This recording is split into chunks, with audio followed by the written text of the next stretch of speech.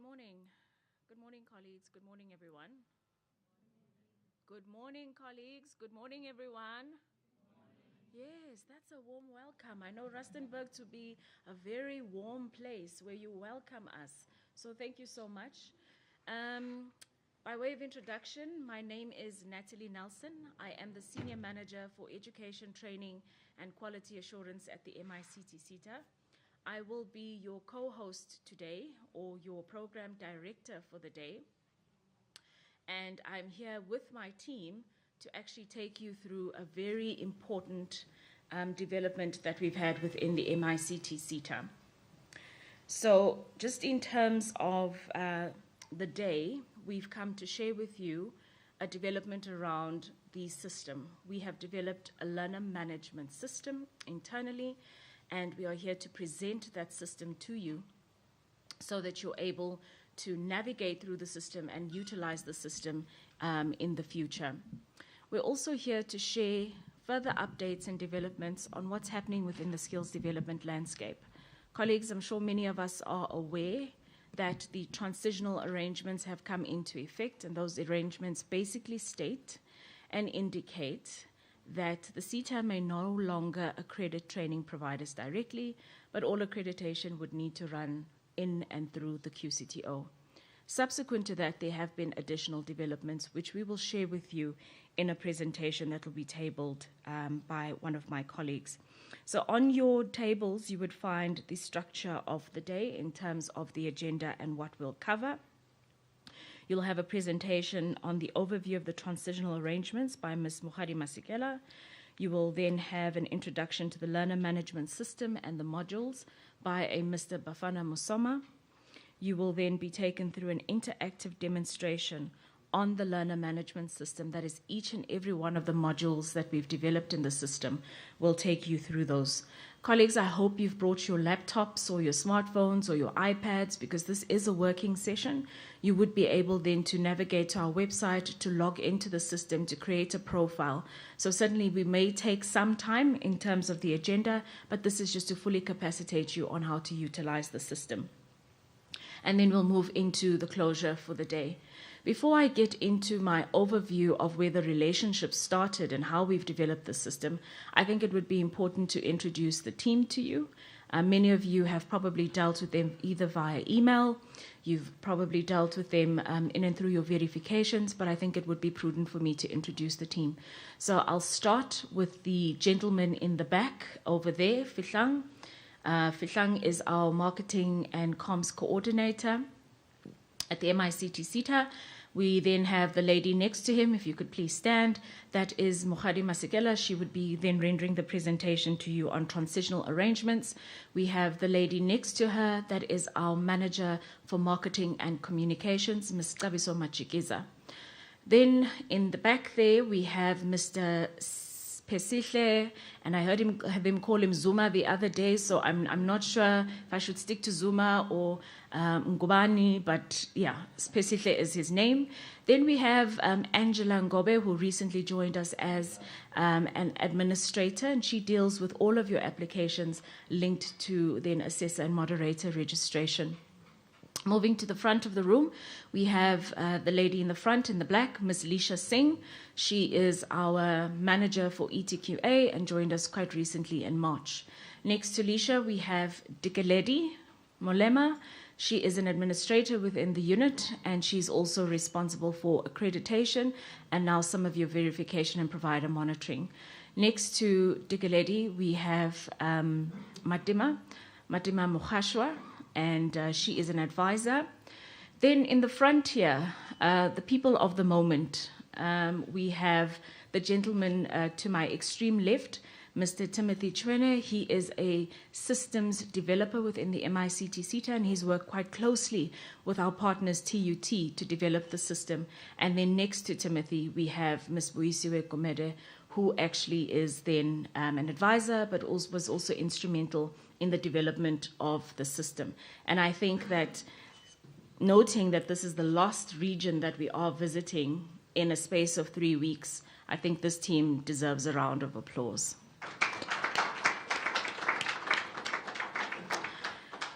So colleagues, maybe just to share with you where this came from and where the system came from. The MICT SETA acknowledges that in the past we've had a system called the Praxis system. We all worked on that system, but we understood the challenges that we had with that system. And as a result of that, the SETA undertook to say, we will move into the utilization of manual processes while we concurrently develop a system from scratch. What that meant was we needed to partner with an institution who could actually help us develop the system.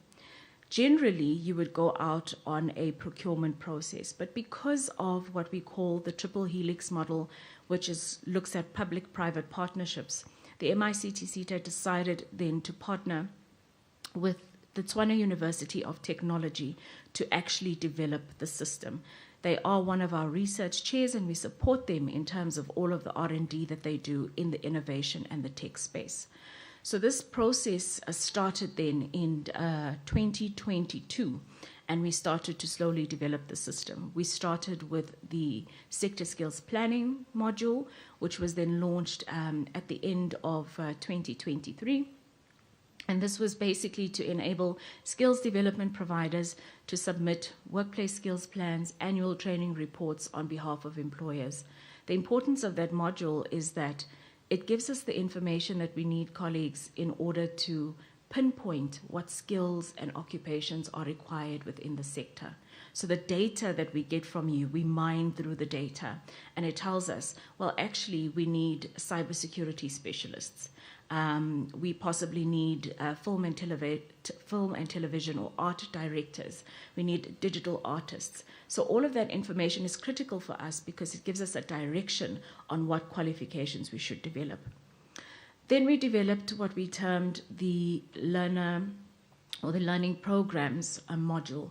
And many of you, I'm sure, are quite familiar with the learning programs division. That's the division where you apply for grant funding, discretionary grant funding from the MICT SETA. That module was developed and actually launched sometime earlier this year, where stakeholders were taken through how to access the module, how to apply for discretionary grants once the window was open, how to track your application, and for you to finally understand the outcome in terms of the application. Next, we started with the ETQA module, and this is quite a huge module because you would note, colleagues, we are involved with many processes: learner enrollment, qualifications development and realignment. We are involved with verification, with assessment, with moderation, with provider monitoring, with certification as well. And then we have a dual role in supporting the QCTO in terms of the rollout of the occupational programs. So it took us quite some time to get to the completion of the ETQA module, but I'm happy to say we've reached sort of the end of the process. We do have a few things that we still need to finalize, and this session, being a working session, is your opportunity to give the SETA feedback on how's the system doing. Does it look good? Does it look great? Does it feel good? Is it user-friendly? Is there any improvements the SETA can make to the system? And because we own the source code, we can then take your inputs and build it into the system. I must note, though, those inputs need to be viable and not just for one provider, for all providers. Once we'd reached the end of that, we then developed what we termed the finance module, and that's reaching the end of the process. And you're probably asking why I'm giving you all of this information. It is to give you an overview of how holistically we've developed the system so that you're not working with divisions within the MICT SETA in isolation. So you understand the processes that are undertaken within the SETA, that everything starts with our sector skills planning unit, who drive us to understand what programs are required. We respond from an ETQA perspective to ensure that skills development providers are accredited, that we have registered assessors, moderators, subject matter experts to implement our programs. And then the learning programs division says, well, because we have a sufficient supply of SDPs as well as assessors and moderators, and these are critical qualifications, we can now do grant funding. Finally, once you have been awarded an SLA, you are implementing accordingly. The last part would then be to say, when it gets to your tranche disbursements, your verification reports are ready. It's automatically triggered in the system. and finance then know that your next disbursement needs to be paid. So colleagues, I think this has been a labor of love, and I think we've done quite a lot of hard work within the MICT SETA to reach the stage where we are at this point. And I think from my side, that certainly does also deserve a round of applause.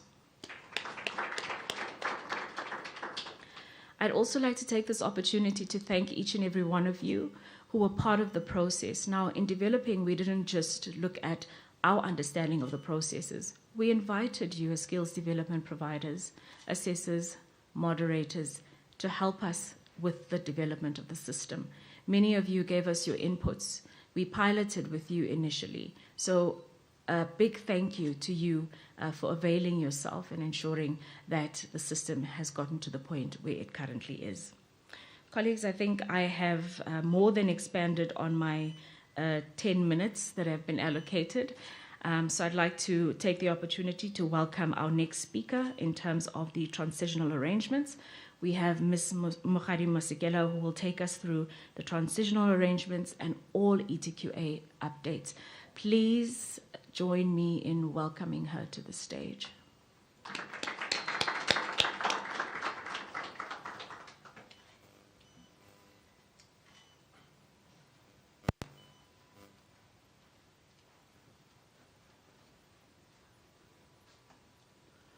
Available stakeholders, good morning once again.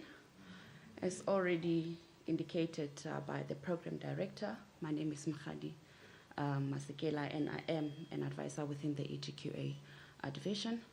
Some of the functions that I am tasked to do is to ensure that the training facilities where learners are trained, it is an approval site, and we do so by ensuring that we conduct site visits that include the accreditation site visit, and that is just amongst others. We also tasked to ensure that the training or the qualification that the learners are trained or are studying towards are registered with SAQA. I'll just leave it there for now.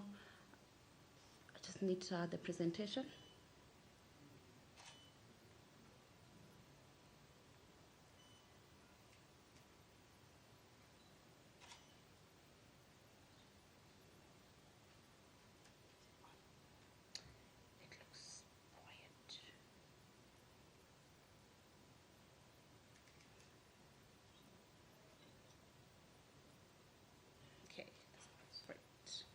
Thank you so much.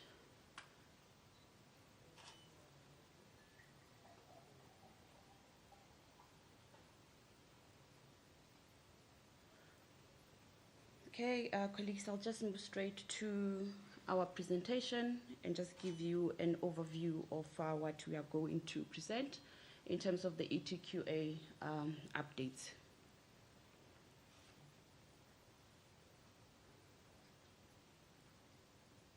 Okay, so in terms of key components that we are going to cover, we're going to look into the overview of the OQSF. We'll also touch into the impact of transitional arrangements, registered occupational programs. Those are the programs that the MICT SETA has registered thus far, and those are the programs that you can actually tap into in terms of embarking on accreditation process.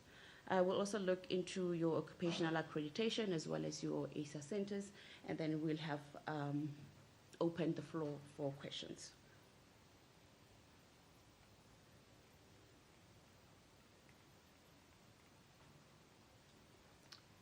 It's just a little bit hard. Can you just please assist so that I can move in the interest of time?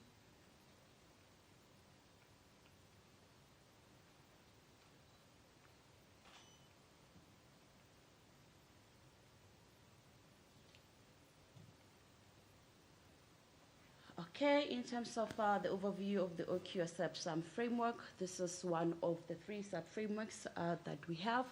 We've got the Umalusi sub-framework. We also have the Council of Higher Education, and we're going to look or concentrate on the OQSF sub-framework, which was then put into place by our previous Minister Blade Nzimande, and the purpose of the OQSF is to provide standards, uniformity, as well as an alignment with industry needs in ensuring that the qualification development meet the sector requirements.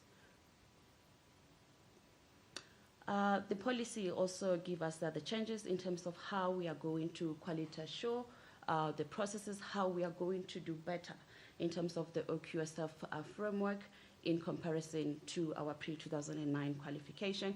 The policy also provides some sort of a framework in terms of how we are going to look into the RPL, or the recognition of skills. It also provides the career pathways in terms of articulation. Normally what we indicate here is that, colleagues, please do note that we do have path qualification, and for those path qualification, you are able to identify a qualification from the Council of Higher Education, and then you train on a path qualification, and once you are done, you can then now have a clear career pathways, and you are able to carry those credits. And in terms of the NQF levels and the qualification types, we've got level 1 to 6. And colleagues, if you do recall, in the past, as the SETAs, we were only able to implement from NQF level 1 to NQF level 6.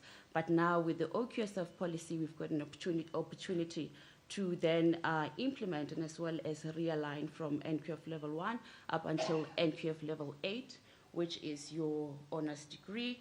And then you will recall, colleagues, that previously you will be required to then engage our universities in order to enroll from level 7 to level 8. But with the policy and the sub-framework, it then allows us to then move to an honors level. And looking into the OQSF policy as well as its levels and the qualification type, we've got level 1 up until level 8. We've got general occupational certificate elementary. We also have intermediate occupational certificate, national occupational certificate, higher occupational certificate, and occupational diploma in advanced occupational certificate, which is sitting at NQF level 6. And level 7, we've got the occupational diploma, advanced occupational diploma, and lastly, a specialized occupational diploma.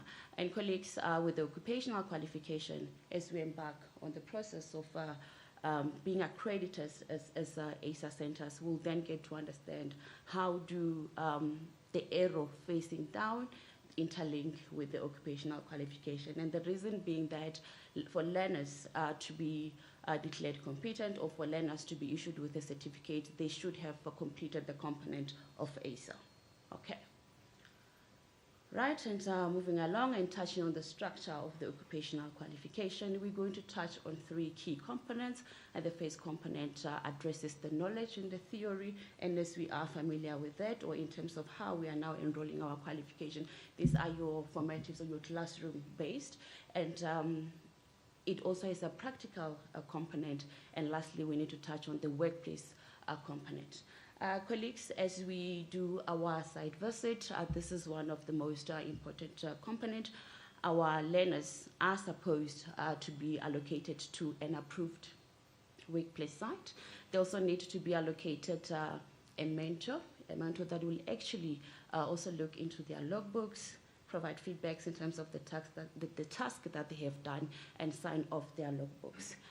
Previously, the QC tool used to allow our SDP to submit the sworn affidavit. That has been discontinued. It means as you are going to seek accreditation, please ensure that you enter into an MOU with a site where learners can be exposed to work experiential learning. So please do note that the sworn affidavit has been discontinued. So an MOU, a signed MOU, must then be in place.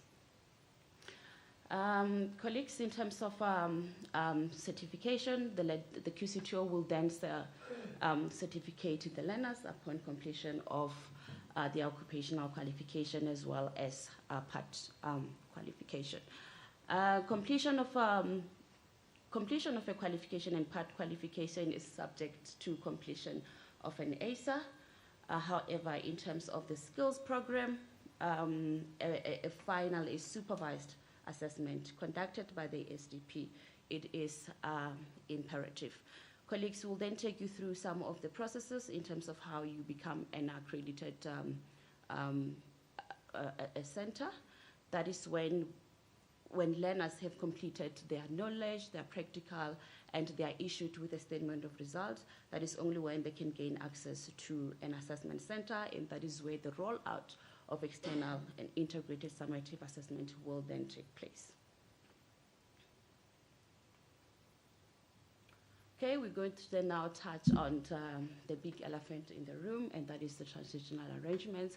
Colleagues, you'll note that in 2014, there was a ministerial determination, and there it was then determined that the phasing out of a legacy qualification will then take place in favor of occupational qualification. And at that time, colleagues, the last date of enrollment was supposed to be 2018.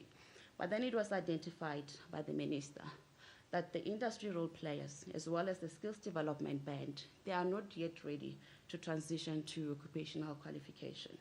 Therefore, that meant that we need to do then another extension. And we have seen those changes around the 2019.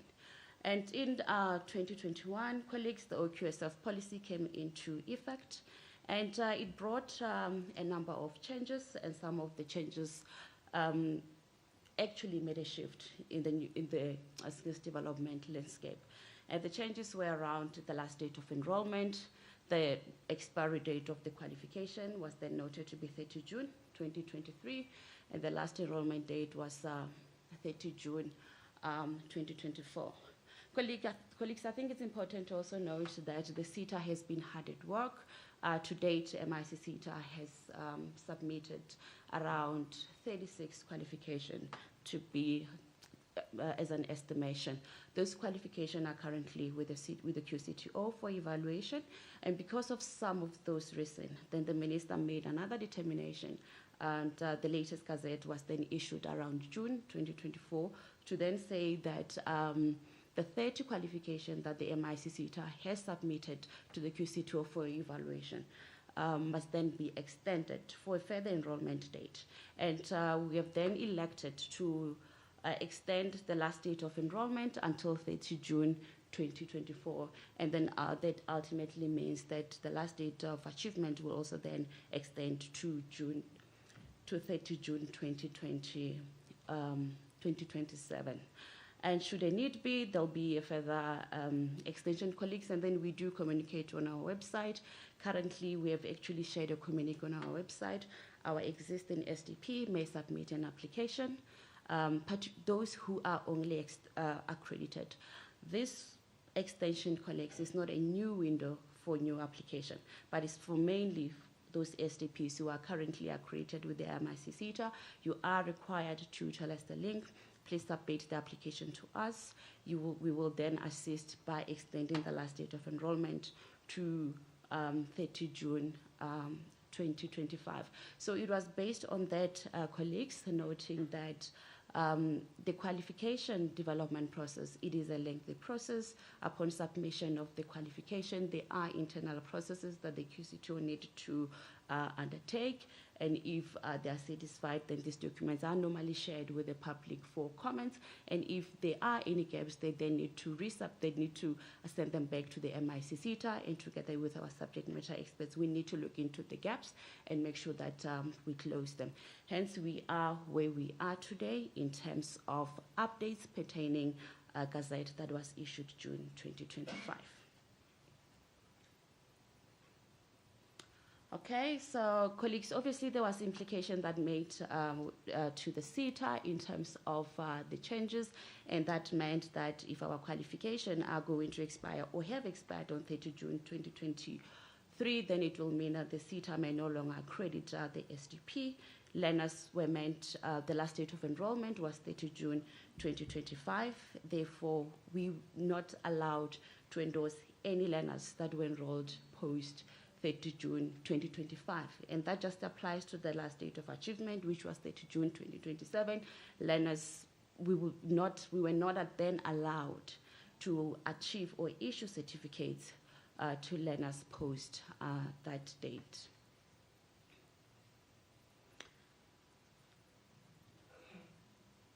Okay, so here is a list of qualifications that were extended under the transitional arrangements.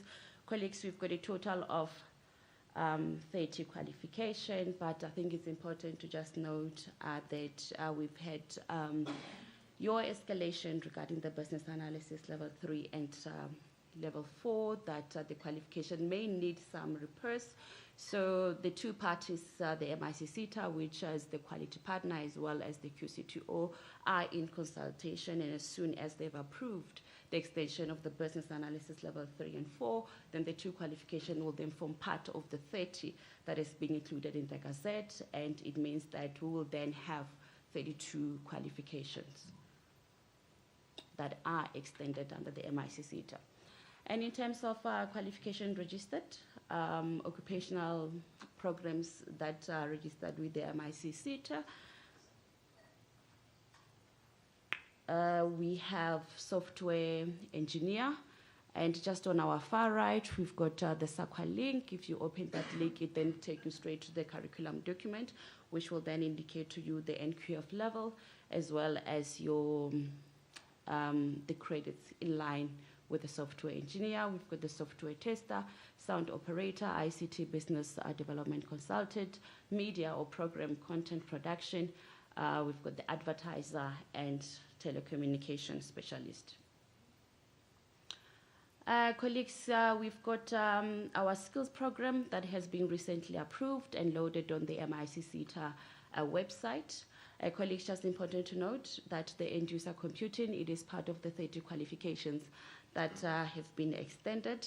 As we set and realign the end user computing, the subject matter expert, they then made a determination that the end user computing will be clustered into 3 skills program, and they've termed this skills program digital skills, because it was then understood that everyone needs to have a basic skill in terms of end user computing. And the skills program on a level 3, that is for basic end user computing, level 4 for end user computing intermediate, and advanced end user computing level 5. Colleagues, you are encouraged to apply for this qualification. They are available on the QCTO website. The curriculum document, it is also available to give you the criteria in terms of what is required when you submit or when you do your applications. And in terms of the 4R qualifications, we've got quite a number of those qualifications that have been registered to date. We've got artificial intelligence, we've got cybersecurity, cloud computing, design thinking lead, design thinking practitioner, data science, Internet of Things, software development, robotic processing automation. We also have the quality engineering automation, e-waste, and we've got extended reality. So the list goes on up until 21. We've got remote piloting aircraft. Colleagues, please do note that under the 4R, we've also registered a number of skills programs from 5th generation at NQF level 4 with 16 credits, entrepreneur at level 4 with 60 credits. Pardon me, the first one is 16 credits, and the entrepreneur is 60 credits. And we've got cybersecurity defender, 60 credits at level 4, Python programmer, HTML programmer, Java programmer, JavaScript programmer, front-end website. Colleagues, this is a total of the qualifications that I've touched on in terms of qualifications that are currently being evaluated with the QCTO. We've got under qualification title, we've got a number of qualifications that they've been realigning into one subsector, which is telecommunications, and they have adopted a new occupational title, which is telecommunications network operation technical officer. And we also have radio and multimedia practitioner. We've got database administrator, We also have a computer systems administrator and computer network operator. So colleagues, what we normally like to engage and encourage you is that is an opportunity for our SDP to tap into in terms of applying for accreditation. All those occupations are included in our sector skills plan. This document, it is also found in our website. It is a public document, and those occupational titles are listed as some of the list of priority occupations, or what we normally call the hard to fill vacancy. If you familiarize yourself with some of the SETA's SSP, most of the occupations they cut across. Therefore, it gives you a chance or an opportunity as you market your business. You are able to then get much more opportunity if you align your accreditation to this occupation. And also just to indicate, colleagues, that as you maybe embark on the process of applying for discretionary grants across other SETAs, you will find that what they normally list is a shortage of skills or list of top 10 priority skills. You will find that most of the qualifications, they do cut across, like your telecommunications. We all need communication. So you may find that some of these qualifications, they do cut across. And I think program directors also indicated that for us to then get these hard to fill vacancies, our employers, our levy paying employers will normally submit a WSP, which is a workplace skills plan, an annual training report. We then consolidate that data, and we also do other extensive research. Our SSP division normally does that, and that's where we are able to realign our qualification based on that particular need. Okay, this is just some of the qualifications, colleagues, that have been realigned, and same applies. The occupations also do form part of the hard to fill vacancies. And this list as well also touches on the qualifications that have been developed under our sister division, the 4IR. We've got the blockchain, 3D printing, optical fiber network, PCB fabrication, digital and analog electronics, smart grids communication, substation automation, embedded system developer, quantum computing, data science engineering, encryption, and automotive internet. Under the 4IR, colleagues, we've touched on this skills program. I've touched on them and linked to some of the occupational qualifications that we have developed so far. We have also registered learnerships. So these are some of the learnerships, colleagues, that you can implement as soon as you are accredited for a full qualification. So you do not need to be accredited for a learnership, but you will be accredited. You may be accredited for a full qualification, and therefore means that you will be able to implement for a learnership. And we're now going to touch on to occupational accreditation and EISA centers. Colleagues, please do note that this is the custodian of the QCTO, and therefore we then have to submit all our application to the QCTO. The QCTO has designated links on their website. Should you have an interest to apply, you will normally use those applications to those links to apply. And what they have done currently, which was not done before, you will get an automatic response whereby they acknowledge receipt of your application, and that response will then be attached to a link. On that link, you are then required to upload supporting evidence. And the supporting evidence is ranging from their legal requirements, their lease agreement. You need to also upload things like your OHS policies, your OHS report, your OHS certificate. Therefore, it means that your site where you are going to train learners must be compliant. You'll also be required to upload the facilitators' documentation, such as CV and the occupational experience in terms of your subject matters experts. They must have sufficient occupational experience in line with the curriculum. So the curriculum, colleagues, does specify in terms of the qualifications that are required for the facilitators. So, and we'll also be here to hold you by the hands during that process. Once the QCTO has evaluated your supporting evidence, they normally share a compliant list to the SETA.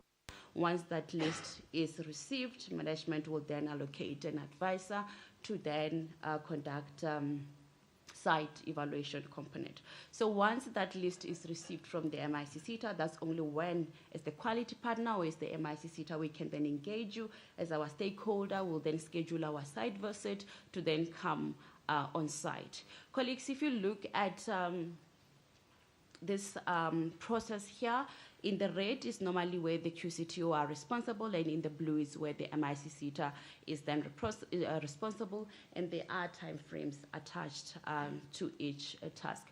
Colleagues, please do note that we are only able to meet the time frames if we are working together. If there are gaps that we are communicating, please close them on time so that we are able to also close them on time on our side.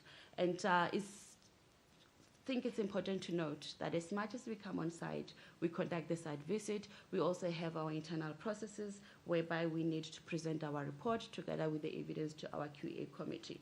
And once the QA committee approves my recommendation as an advisor, then we then now need to wait for the QCTO processes to unfold. They also have their own committee sittings to look at the SETA's recommendations, and once they are happy, reviewed, and approved our recommendation, and that's only when issuance of the accreditation letters will then take place. Oftentimes we hear applicants or our stakeholders saying that the process takes time. But I think it's important to remember, colleagues, that our council takes care of 21 SETAs. Therefore, at some point, it will take time. We are not saying that is correct, but we are trying to at least just give you a feel of where we are and what happens. The accreditation outcome is issued within 90 working days. That means after you have applied, you have submitted your applications or your documentations to the QCTO, they will have their own processes. And after I've been on site as an advisor, you will need to then at least give it 90 working days for issuance of the accreditation letter. Okay. Occupational accreditation process, colleagues, this is basically what I have already covered on the previous slide.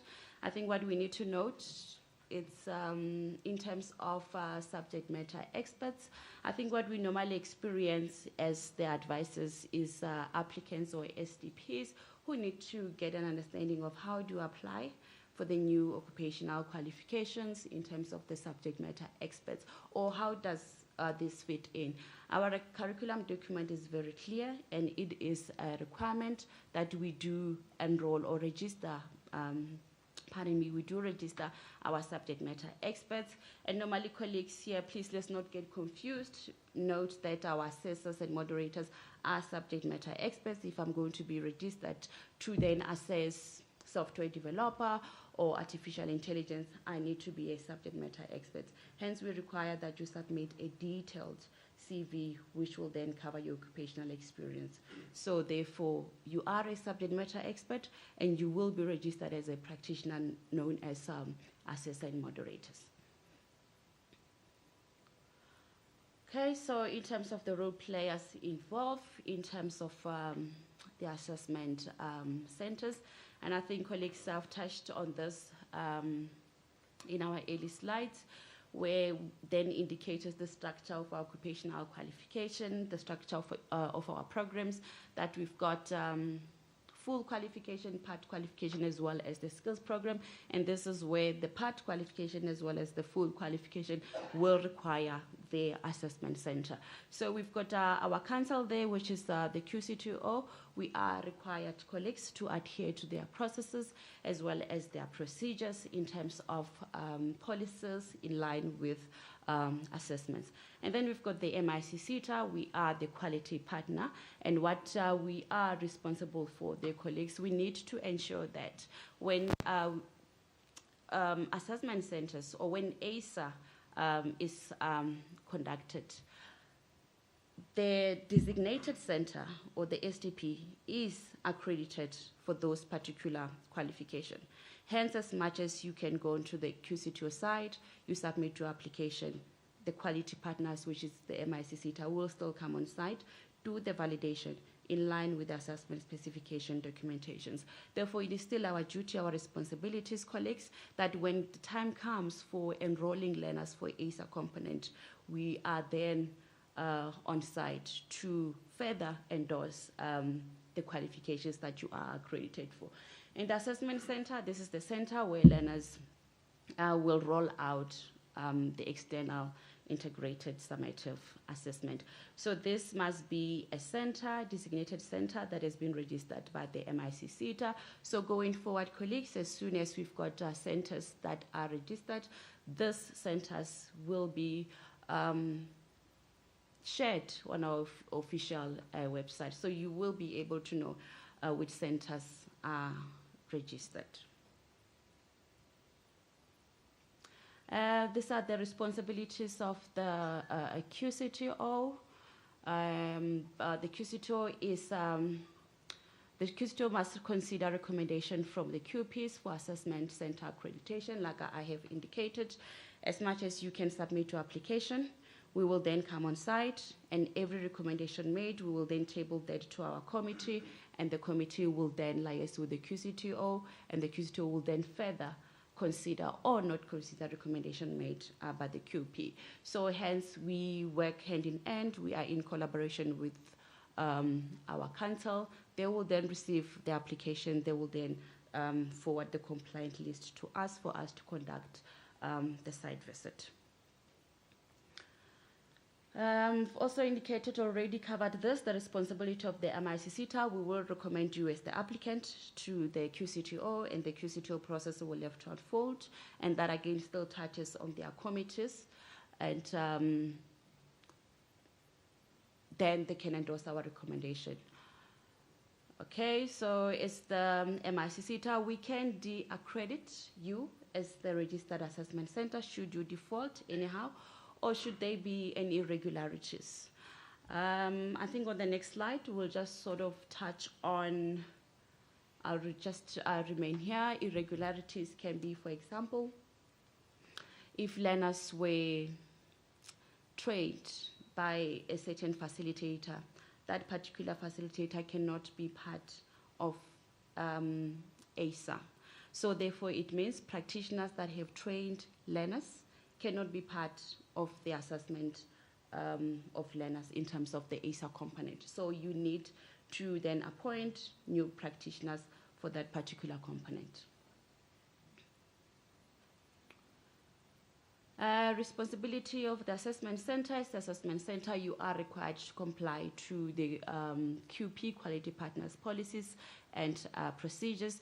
We will at some stage enter into a formal agreement. Colleagues, you will note, or those who are familiar with the process currently, is that as we issue out our accreditation letter, attached to it is the terms of conditions, and our terms of conditions are very much clear in terms of what you can do and what you can do. And also, should you breach the clauses, what are the steps that will be taken. And this page here summarizes what you need to put in place as an applicant when you want to become an assessment center, and I've touched on it. So you will then visit the QCTO site, you will submit your application, and the QCTO will then respond indicating that you need to upload certain documentation, and the documentation will then touch on legislative requirements. If you are a registered company, are you a private company, will also require that you also include a valid tax clearance, OHS certificate. You need to be OHS compliant, and in terms of your subject matter experts, so their CVs, their qualification, is it related to ICT industry, and like for qualifications like your cybersecurity as well as your artificial intelligence, we do require that you submit your vendor qualifications. So please familiarize yourselves with the assessment specification document. It is very clear in terms of what we require. As much as when we come on site, we attach that to our invitation. But when you submit the application, please make sure that you are applying for the program that you are intending to enroll, and it is part of your core business.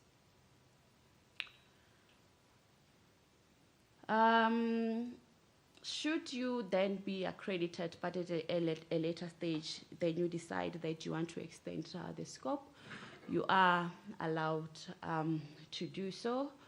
You can extend your scope, same application, same application process, and once we receive the compliant list, we will then come on site and verify the facilities in line with your application. And same recommendation will be made to the QC2. The same process of tabling our reports to the committees and ultimately submitting our recommendation to the QC2 will then still unfold. So it wouldn't be a matter because you have applied for accreditation first time around, you are now accredited, and when you extend your scope, we do not follow the same process. We still follow the same process because then now we need to engage our principal in terms of what you have extended your scope on and if you were found to be compliant.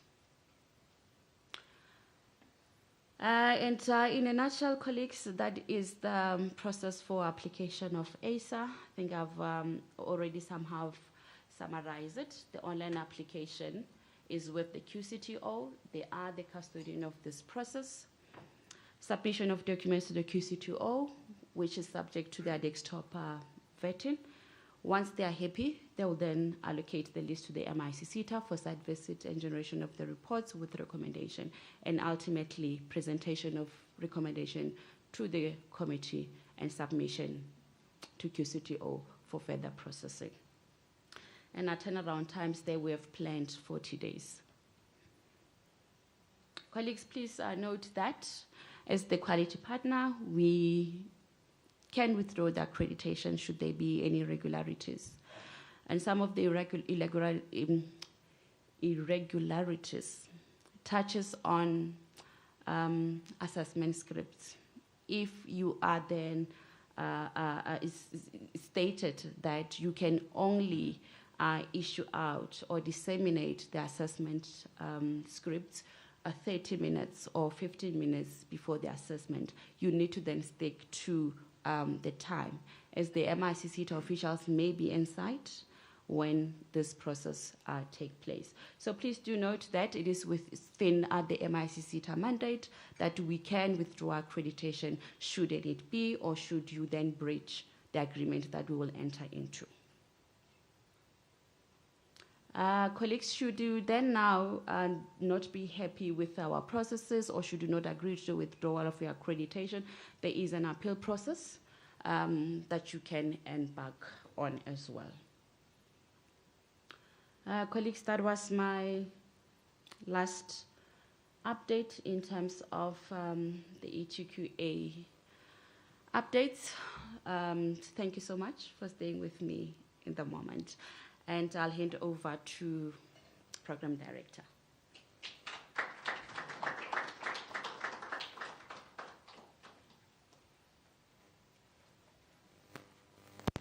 Thank you, Mohari, for your detailed presentation on the transitional arrangements and ETQA updates. Colleagues, in terms of the agenda, we're now heading into questions and answers on the presentation. This is your opportunity to pose any questions that you may have, particularly around the presentation. I know it's a lot to take in, a lot of information to take in a sitting. However, it would be important for you to engage with us on any questions that you may have. And colleagues, we are here in person to respond to your queries. We are here to engage with you. So please, any questions that you would like to pose. I must indicate that in our traveling, we have noted through Ms. Machikeza that we've had a significant leap, almost a 200% increase in the number of queries that we've received post doing these roadshows. So colleagues are asking questions after we've left the regions and not while we are in the regions. So please, colleagues, your opportunity to pose any questions whatsoever around the changes, accreditation, last date of enrollment, last date of achievement, how to become accredited with the QCTO, where subject matter experts fit in. Any questions? The floor is yours.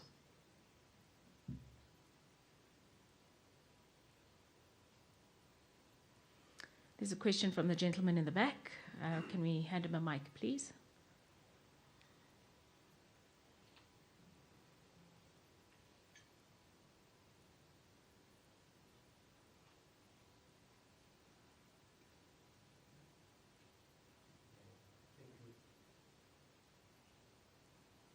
I have a loud voice. Okay. If you could start by introducing yourself and the organization you represent. Thanks. Okay, no, thank you very much. My name is Mojale Fagopane. I'm from Ratlo Local Municipality. I'm a facilitator. So I understand that as a facilitator, I cannot become an assessor. I cannot be an assessor. But what if I'm not a facilitator on the same facility? For example, I'm at Ratlo, but we have another college which is Taleso TVET College. It might end up being part of the MICT SETA because they are still in the programs. But I was applying there to be an assessor.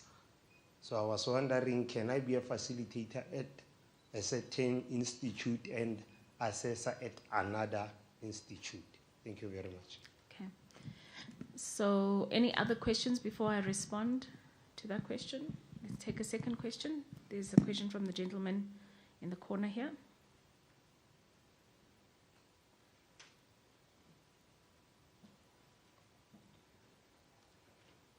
Okay, thank you. My name is Abram Majola and I'm from Basebo Training Institute. So my first question would be similar to his, but in the sense that if maybe we as an institution, we have 3 programs running and I am facilitator in one program, can I then be involved with EISA of another program that I was not facilitator at? And then the second question is, with regards to the processes involving the transition to the QCTO, I don't see any mention of moderation and moderators and the moderation process. So that was my second question. If the moderators and the moderation process is being phased out completely, or what's going to happen with regards to that. And yes, I think that's that. Okay, my last question was with regards to the skills program. The other programs I saw, I recognized that they had the credits that were listed. I didn't see if that was listed for the skills program on the presentations, because we had qualifications and then we had occupational skills programs, and then we also had occupational programs. So maybe if we can get a bit of clarity as to the differences, particularly the end user computing one, because it was a qualification and then now it is becoming a skills program and not a qualification. Maybe if we can get clarity around that. Thank you. Okay, thanks. I think you had 3 questions in one, so I think this round of questions I'll respond to, and then we can take a next round of questions. Just to get clarity from Mojalefa's question, was your question related to the historical programs, or was your question related to the occupational programs? Are you talking about being a facilitator in an EISA center, or are you talking about being a facilitator in the current MICT SETA programs in the EISA center? Okay, so it's the same question. So I'll start, I'll probably respond to both of your questions at the same time. So the QCTO is the policy on assessment centers. Basically indicates that there should be no conflict of interest, right? When a subject matter expert, which is the facilitator, and which in our language is an assessor, right? So that person should not be involved with the assessment process at the EISA level for the same learners that they implemented training for. That's the only distinction. So if you are registered, let's just say with Natalie and Associates as a subject matter expert, you've implemented the cybersecurity qualification for a cohort of 20 learners. You cannot be involved with the EISA for those 20 learners. However, if Lisha had implemented cybersecurity for another cohort of 20 learners, you could then conduct the assessment for those 20 learners. So it just takes away the challenge around conflict of interest, right? So we want to make sure that the process is fair, it's transparent, there's no bias in the process, much like you would with the normal processes of assessment. Then the other question linked to, I think you were talking about the skills programs. So we have updated the skills programs. It used to be end user computing, NQF level 3.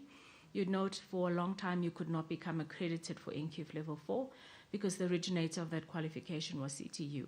The minute the OQSF came into play, you could register, you could apply for accreditation for the NQF level 4 qualification. But when we were realigning these qualifications into the occupational model, when we met with industry as well as other key players, so we don't develop on our own, we develop with industry, we include TVET colleges, universities, bargaining councils, unions, skills development providers, assessors and moderators. Because while we are the experts in terms of the structure of the qualification, we are by no means experts in terms of the content of the qualifications. So the content experts then worked with us to say, we're never going to find anyone saying, I want to employ someone who's an occupational specialist in end user computing. This program has always been used to upskill people and give them basic digital skills. That's what it's been utilized for. And for that reason, we then said everybody needs to have accessibility to digital skills. So these were realigned into these three qualification or these three skills programs. We started at basic end user computing, NQF level 3, 30 credits. We moved to intermediate, NQF level 4, 20 credits, and then advanced into 20 credits, NQF level 5. And you see that this builds a career pathway, right? Because now you're expanding your knowledge in terms of digital skills. It also gives you access and entry into the next level of qualification, which would then be the computer assistant, systems developer, etc. at an NQF level 6. So this is how the qualifications have been then realigned so that it matches what the market needs. The opportunity here as well for you colleagues is to say, because there's an NQF level 3 qualification, and I want to pivot back to what Mohadi covered initially in her presentation. If you look at the different sub-frameworks, if you have a look at where Umalusi starts, it starts at NQF level 1 up to NQF level 4. If you have a look at where CHE starts, NQF level 5 to NQF level 10. And if you have a look at where the QCTO and the OQSF sits, all the way across from 1 to 8. So the opportunity with the skills program at Basic Digital Skills is you would be able to then implement a basic digital skills program for a cohort of learners at NQF level 3 at Umalusi level. That's grade 10, 11, 12. And in today's society, today's world, ICT is the fastest moving industry in the world. We should already be ensuring that we are training grade 8s, 9s, 10s on basic digital skills, how to use a computer, because that gives them access not only into education, but also into employment opportunities as well. So when we looked at it from this perspective as well. So it's not just to say that you only stick at the OQSF. The OQSF and the entire sub-framework was re-looked so that people, what the word is weaving in and out, you can move from here to there, to there, to there, and articulate all the way up. I hope I've covered all of your questions. The role of the moderator. So again, it's language. Occupational processes, you have subject matter experts. Historical, you have assessors and moderators. An assessor is a subject matter expert in the content, right, that they're going to be assessing. That's the same for subject matter in occupational. A moderator is a subject matter expert in terms of the process that has been undertaken. And it is beneficial for the moderator to also have a level of knowledge and understanding of the content that was covered.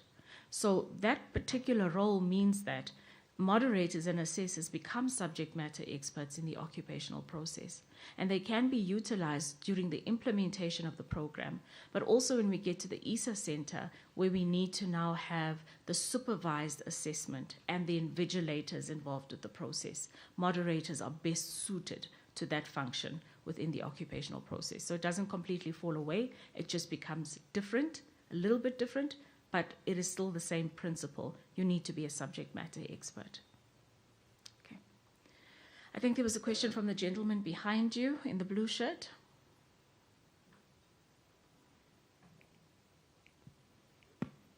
Sorry, good morning. You're speaking to Kabi Washala from Metanoia Ratings. Just a quick question. There was a mention of business analysis level 3-4 extension. Mm-hmm. Have we looked at level 5-6? Is there a possibility to add that to the list or not? We only have a business analysis at NQF level 5 and 6. Those are the only business analysis qualifications we have. You mentioned level 3-4, so I wasn't too sure that. Yeah, okay. so thank you for clarifying that. Then I've noticed that some of the qualification have 240 credits. That's a 2-year qualification, if I'm not mistaken. How do we link that to the DG grants that are approved for 1 year? So to respond to that question, your SLA can be extended to actually accommodate the extended period of implementation. However, if you have a look at the structure of the occupational qualifications, the one thing that has been missing in those qualifications across the board is they don't explicitly say notional hours. Our historical qualification said notional hours, meaning you can structure the qualification in such a way that you can still complete timeously, but having covered all the tasks. To go back to this component that Mukhadi covered, the knowledge, the practical, and the workplace component, right? These are critical components because if they are not completed and the subject matter expert has not endorsed that the learners are indeed competent against the exit level outcomes, they will not be issued with SORs. Those SORs are very important because they give them access into the EISA, the final exam. But what you do is, the knowledge is just theory. So typically you wouldn't have learners sitting for 6 weeks, 7 weeks, just consuming the theory. It's more beneficial to integrate the learning. So you'd find that the knowledge, theory, and the practical component can be integrated to shorten the length or the period of time for implementation. So yes, we learn by reading, consuming knowledge, but actually vocational learning we learn by doing. So if it is about how to change a transmission, would it be more beneficial for the learner to read about it or to practically apply it? Probably practically apply it. So you would integrate those. While you're doing the theory, you can do the practical component, just ensuring that all of the tasks are covered and the exit level outcomes are met at that level.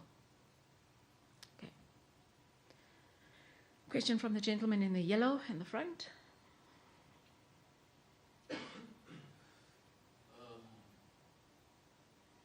Afternoon, everyone. My name is Darius. I'm representing Mulale Training Academy. And then I have a question based on the occupationally directed qualifications, the ones which have been indicated during the presentation. You know, I've seen that the legacy qualification, you know, EUC end user computing, it's broken into 3 skills program, that is basic, intermediate, and advanced. And the credits of which it's 70, and the legacy qualification used to be 120. So I want to know, during the transition period, you know, what is going to happen with the subject matter experts? You know, will they be transitioned automatically into the new system, which is occupationally directed qualification? I just would like to know that, you know, that's my question. Thank you. Okay, thanks. So, just in terms of the new qualifications, I think the MICT SETA, about 2 years ago, it was last year, at our stakeholder engagement sessions, committed to develop learning material for all of our qualifications, right? Whether they are occupational or our historical qualifications. And this was done on the premise that we would need to capacitate SDPs, but also capacitate subject matter experts into what is the set standard for implementation of a particular qualification. So the transition would be, firstly, we have in terms of the system, and you'll see as Tim takes you through the system, allowed for what we call the registration of subject matter experts. So it's a module within the system. You'd be able to register as a subject matter expert. Post that, we'd be able to capacitate you through a workshop on this is what is expected of a subject matter expert, much like we had in the past with the session moderator, what was expected of you, the code of conduct that you signed. We're going to be doing that with subject matter experts as well. And then upskilling you in terms of this is the learning material, this is how it is implemented, etc., etc. So that's all part of the process that we are currently working on with the development of the learning materials. We're also then heading into the development of an e-learning module. And that e-learning module will assist then with the deployment of learning online. So you'd be able to, as soon as a qualification is ready and is ready to be deployed and the learning materials are ready, you'd be able to work through the learning material online using the e-learning system. So like I said in my opening, yes, we've reached the stage where we can certainly say that where our historical qualifications are concerned, we are comfortable to launch the system. But it is still a work in progress as we transition to accommodate the occupational programs. Okay. Colleagues, any other questions? Are we sure we do not have questions? I'm sure Tim's inbox is probably sitting at 7,900 emails, and he's probably only going to be able to finish responding in December. So your email that you're going to send today, instead of asking the question now, he'll probably answer in January. Are there any other questions? One disclaimer. There was a mention of approved training sites. Does that mean should you do a learnership, for instance, you have to make use of that particular training site? Or not, or because generally you would place the learners at an employer that either hosts them and they do their practicals there. Yeah. So the occupational process, once you apply for accreditation already, you should have an MOU in place with a host employer, which is called the workplace site. At that stage, once your MOU is in place, yes, we would make a recommendation to the QCTO for accreditation. However, we will also indicate to you that your host employer should register with the MICT SETA as a workplace site. They must be registered as a workplace site. So we're building the workplace approval module into the system. We haven't started yet. We will be adding it into the system because the requirements have just recently been finalized with the QCTO around what is expected from a workplace site. Now, if you have a change in the workplace site before the learners must be placed, you need to notify the SETA. You need to indicate to us where the learners will now be placed, and we will still need to ensure that the learners are safe on site and conduct that online site visit. So that's very, very important, colleagues. You will not be able to move into the stage where the learners can be issued or be issued with SORs and therefore readiness for the EISA if you don't have that workplace site in place and the approval in place. And that just lengthens the period, especially for funded programs, for you to receive your last disbursement. Okay. Any other questions? I've been auctioning questions this entire time. Last one. Okay, here we go.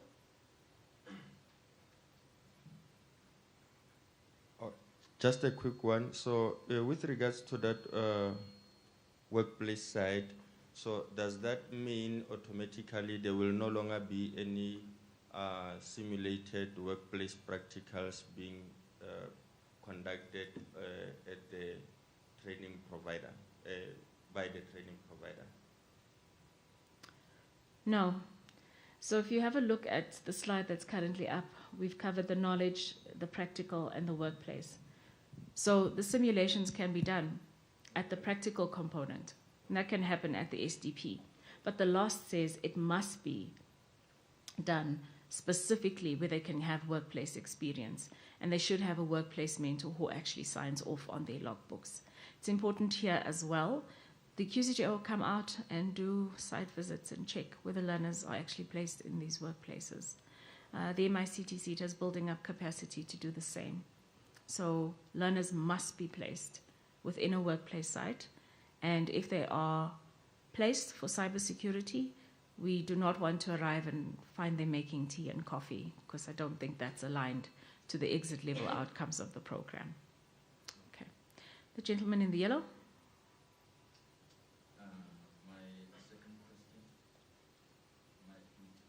My second question is during the work integrated learning, I have the impression that actually during WIL, the learners will be exposed to experiential learning, and then they will work with a mentor. So I want to know, when the mentor actually interacts with the learner, will the assessor be part of that interaction during the WIL, work integrated learning? That's my question.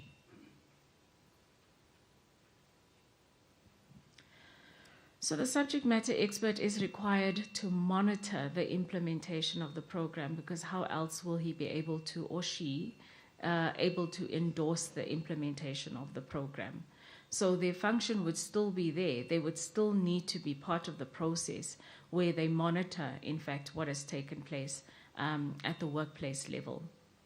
So yes, but remember, for successful implementation of any program, which we see missing most times, especially in the legacy qualifications, providers start a program and onboard the moderator and the assessor at the end. That defeats the purpose of a successful implementation. You're supposed to, when you start, meet with the moderator first. They need to have a look at the implementation plan. Is it sound? Will it cover the notional hours? Look at the assessment instruments. Are they fit for purpose? Will the learners be able to prove competence against these outcomes? Will they meet all of the specific outcomes or the critical cross-field outcomes? All of those things that are required, will they be able to do that? And oftentimes providers don't do that. And at the end, the moderator comes in and says, I can't endorse this. So colleagues, it's a similar process. While your learning materials will certainly come from the MICT SETA, it's important to involve your subject matter experts / assessors, moderators in the beginning of the implementation and indicate what is required, what their role would be, where you would require them to offer support to ensure a successful implementation. So continuous assessment must take place. It has to take place throughout the learning in the same way that it does for our historical qualifications, or should. Let's say it should, but doesn't always happen. Okay. Any other questions? No. Good morning, everyone. My name is Thabo Letsube. I'm from Tutoke Matla Training Academy. I have a question here. There was a slide that talked about qualifications, and this one, National Certificate Radio Production. So I was asking if do we have, since we're having radio production, are we going to have a radio presenting,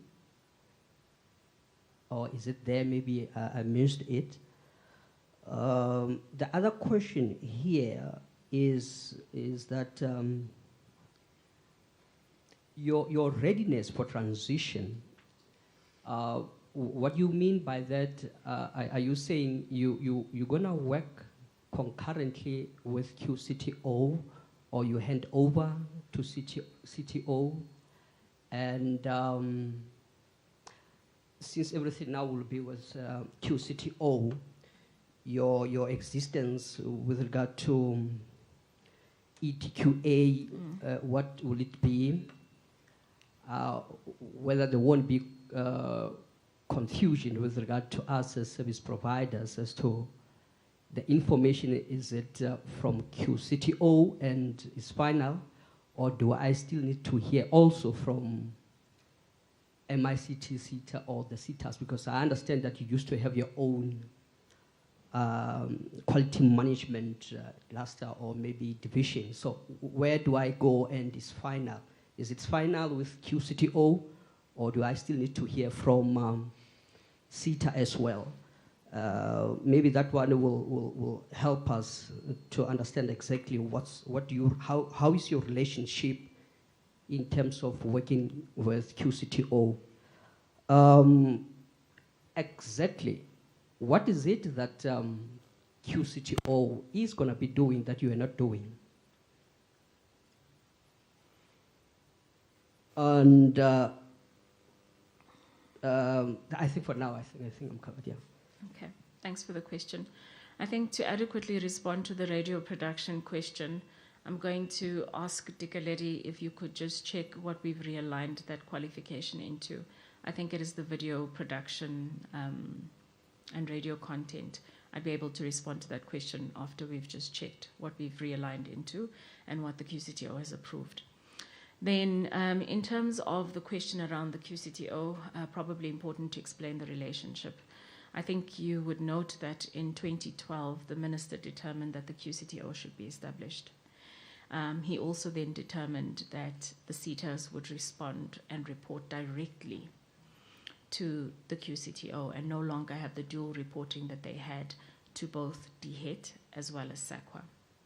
That basically means that from an ETQA perspective, QCTO become our principals.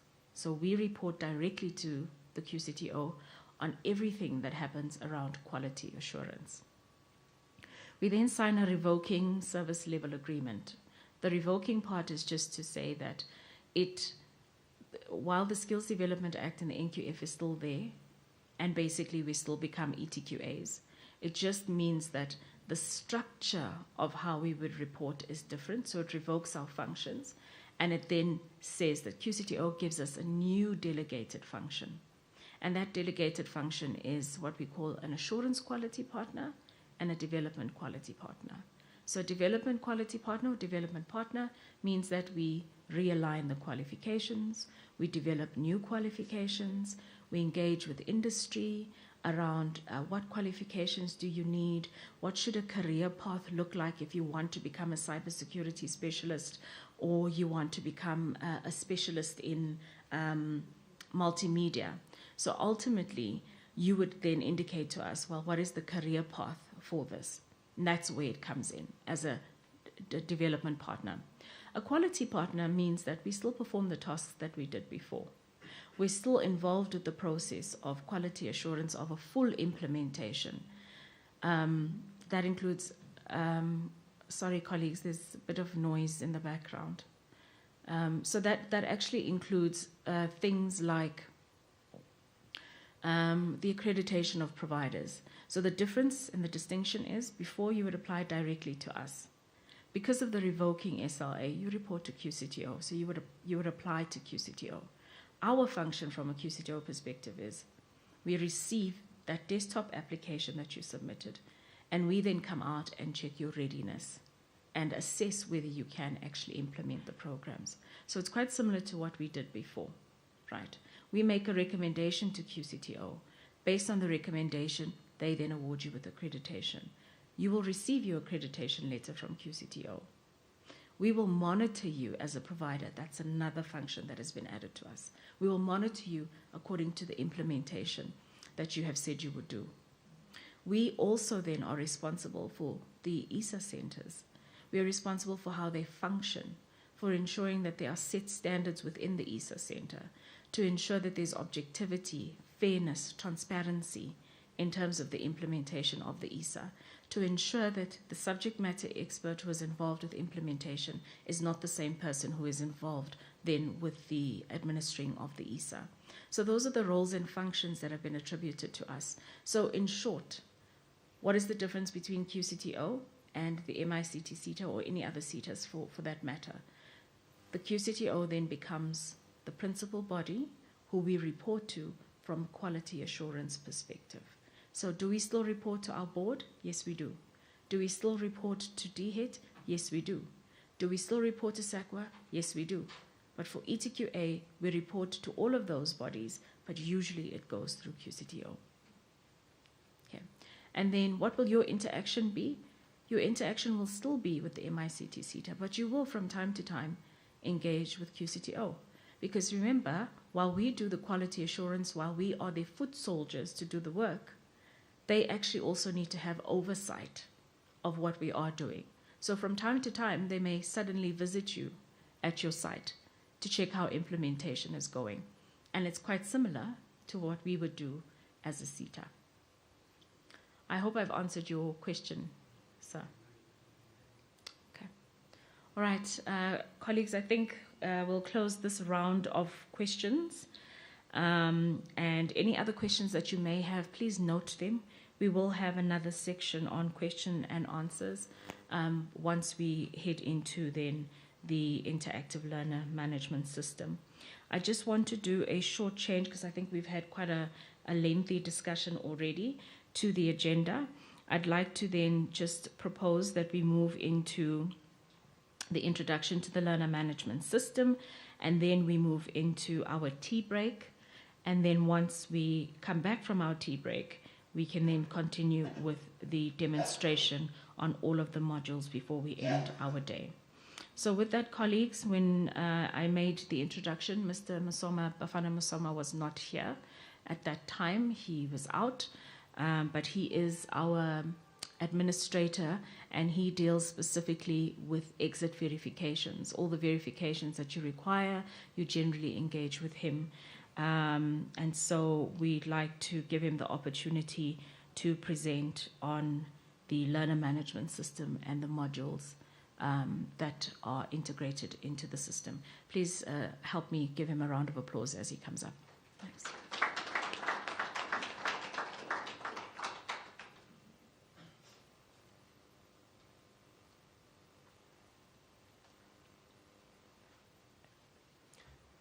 Good morning, everyone. Thanks, Program Director. My name is Bafana Musoma. I'm an ETQA administrator from MICT SETA. Today, ladies and gentlemen, I'm going to take you through an overview of our new system, learner management system, that we are going to utilize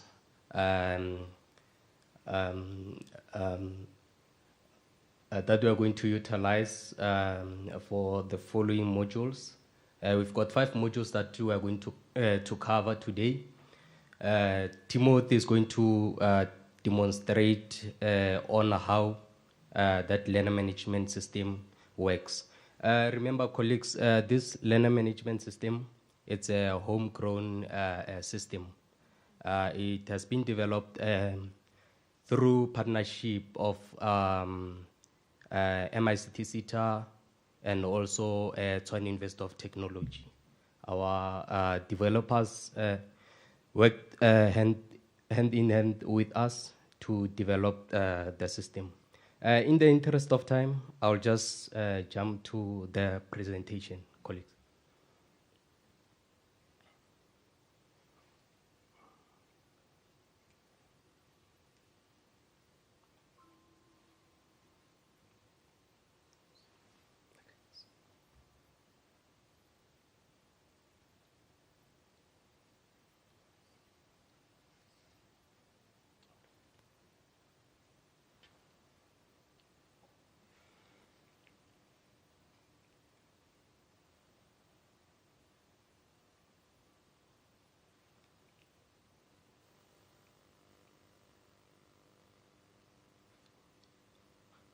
Okay. I'm going to take you through the development process that we went through when we developing this learner management system. During the development process, we sat down with our internal divisions and also internal stakeholders and external stakeholders. Review our manual processes that we normally follow and the processes. So based on those the manual processes, we also considered your request and queries that you raised, the challenges that we faced with working on manual processes. As we all know that we are living in fourth industrial revolution and we are in a digital age. And currently we come across modern challenges that this system is here to address those challenges and solve those issues. When we review our manual processes, we looked at our challenges and also where we can improve. Then we also went to look back at our previous learner management system. Most I believe that you still remember that learner management system that we utilized back then. Before we can go back to our manual processes that seem like the links that we utilize when you apply for verification, you apply for assessors, moderators, that Microsoft links. So we looked at that previous learner management system and take what is it gonna be useful or relevant to the system, this learner management system. Then we went ahead and consult all our stakeholders, our assessors, moderators, employers, and training providers, and also our partners from different industries, and also our stakeholders in the industry of in our sector, media information communication sector. And we also consulted with QCTO as our principal in development of the system.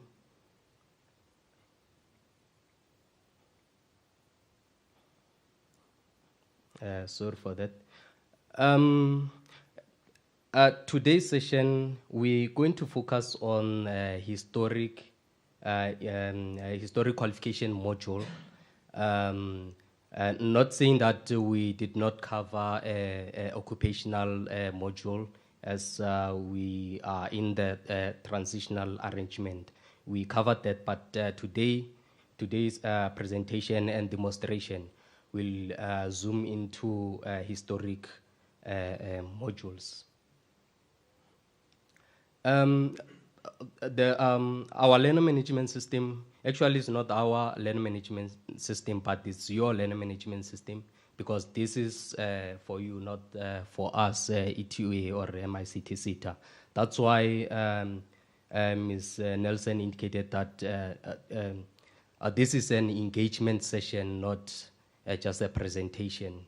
Then where you feel like we need to add, you are more than welcome to raise that, so that we can have a better system that better serve you. The system covers assessors and moderators. Remember, it's a historic qualification. Assessors, moderators, training providers, learner management, and also verification of learner assessment and certification. Basically, this is what we are doing and that we've been doing, but we integrated the information and the data and the process into the system. You will be able to do everything on your laptop, access the system, apply as a moderator, as an assessor, and apply as a moderator.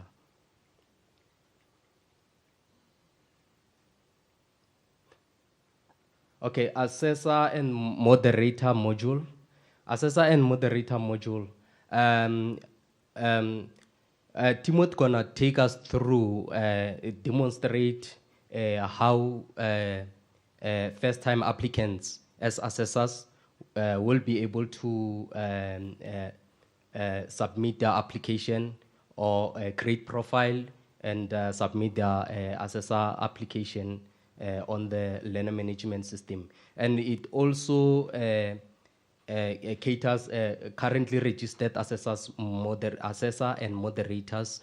For example, if you currently in possession of assessor registration letter, which is still valid or maybe expired because we're still integrating most of our information in the system, then you'll be able to access your profile and your data. Then also the system will allow you to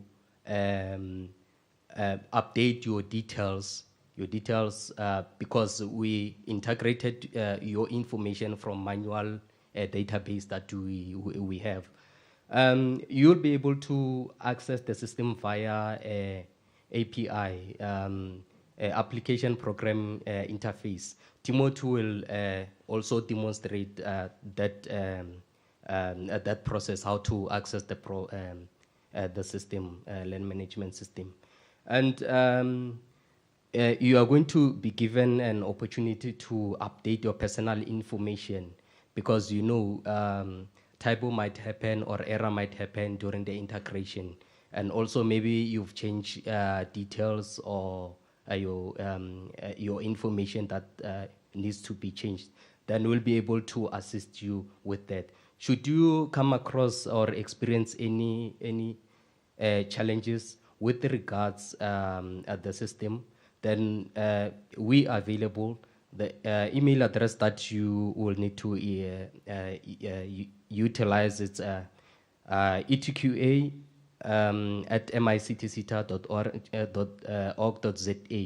Then you just have to drop us an email, indicate the challenge that you are facing. Then we're gonna get back to you and try our level best to assist you. And another thing that is very, very important and impressing about the system, we've got security features that we developed and that we considered during the development of the process, of the system. We've got, as an assessor and moderator, your registration letter or your certificate will come with, will be issued with a QR code. You'll be having a QR code on that registration letter. In order for anyone who would like to verify your details or if you are indeed registered with MICT SETA, they will just have to utilize maybe their mobile device to scan that QR code. Then it will take us, it will take you to our website, so you can check the scope of that particular assessor or moderator. Then another feature that has been added, it's whoever who, for instance, if a training provider wants to work with you as an assessor or moderator, that training provider will have to log on the system and link you. And on your side, you'll need to accept or confirm that request from the training provider. That will also help you or us in case we know there is very creative people who can utilize your your credentials without your knowledge. So another thing, you'll be able to view your service level agreement with that particular SDP.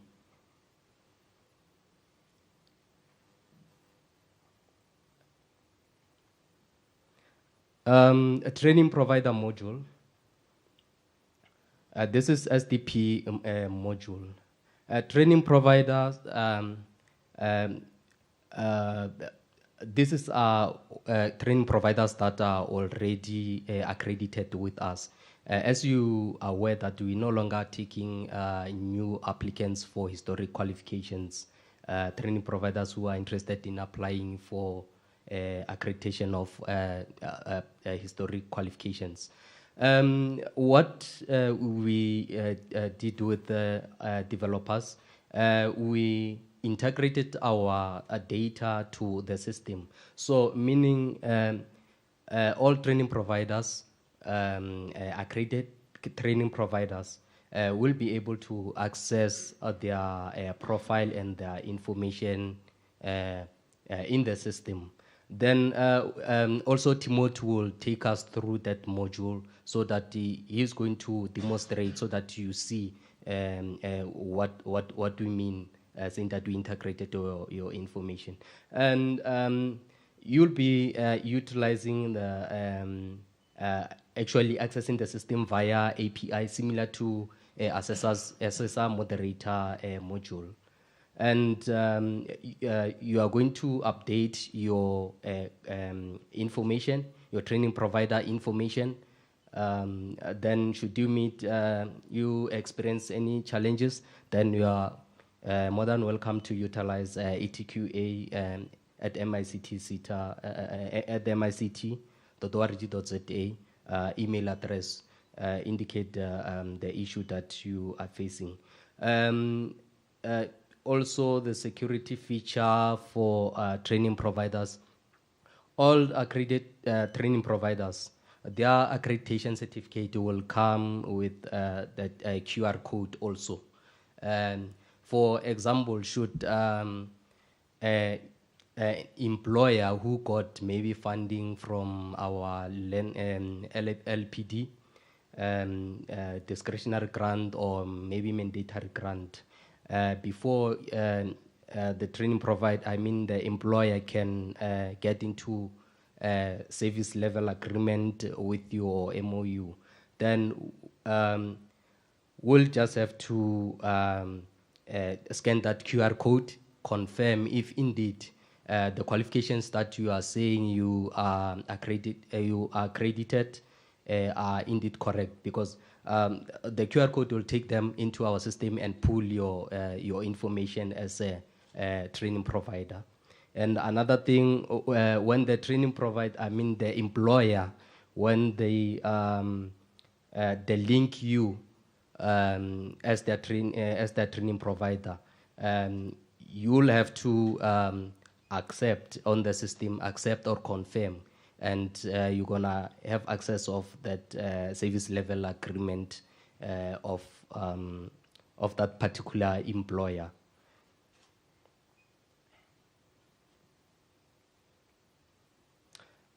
Learner management module. This is the third module. A learner management module. Here, colleagues, this module accommodates both funded and non-funded, meaning funded programs. For example, if you got funding from learning, from LPD, you will be able to link those learners on our system, and also as a training provider who may be training self-funded learners, you also catered in this system.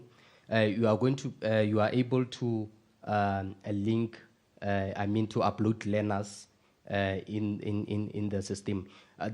This module doesn't only accommodate funded employers or employers who got a service level agreement. It also accommodates training providers who are not maybe linked to any discretionary grant or mandatory grant or any funding. Then and also the system accommodates training providers who maybe have different groups of learners of same qualification. Maybe first group started in January and the second group started in March. Then you'll be able to upload those learners in group so that you can differentiate or separate those groups. You know when you request for a verification, then you know which group are we dealing with. Then and another thing, the last point, the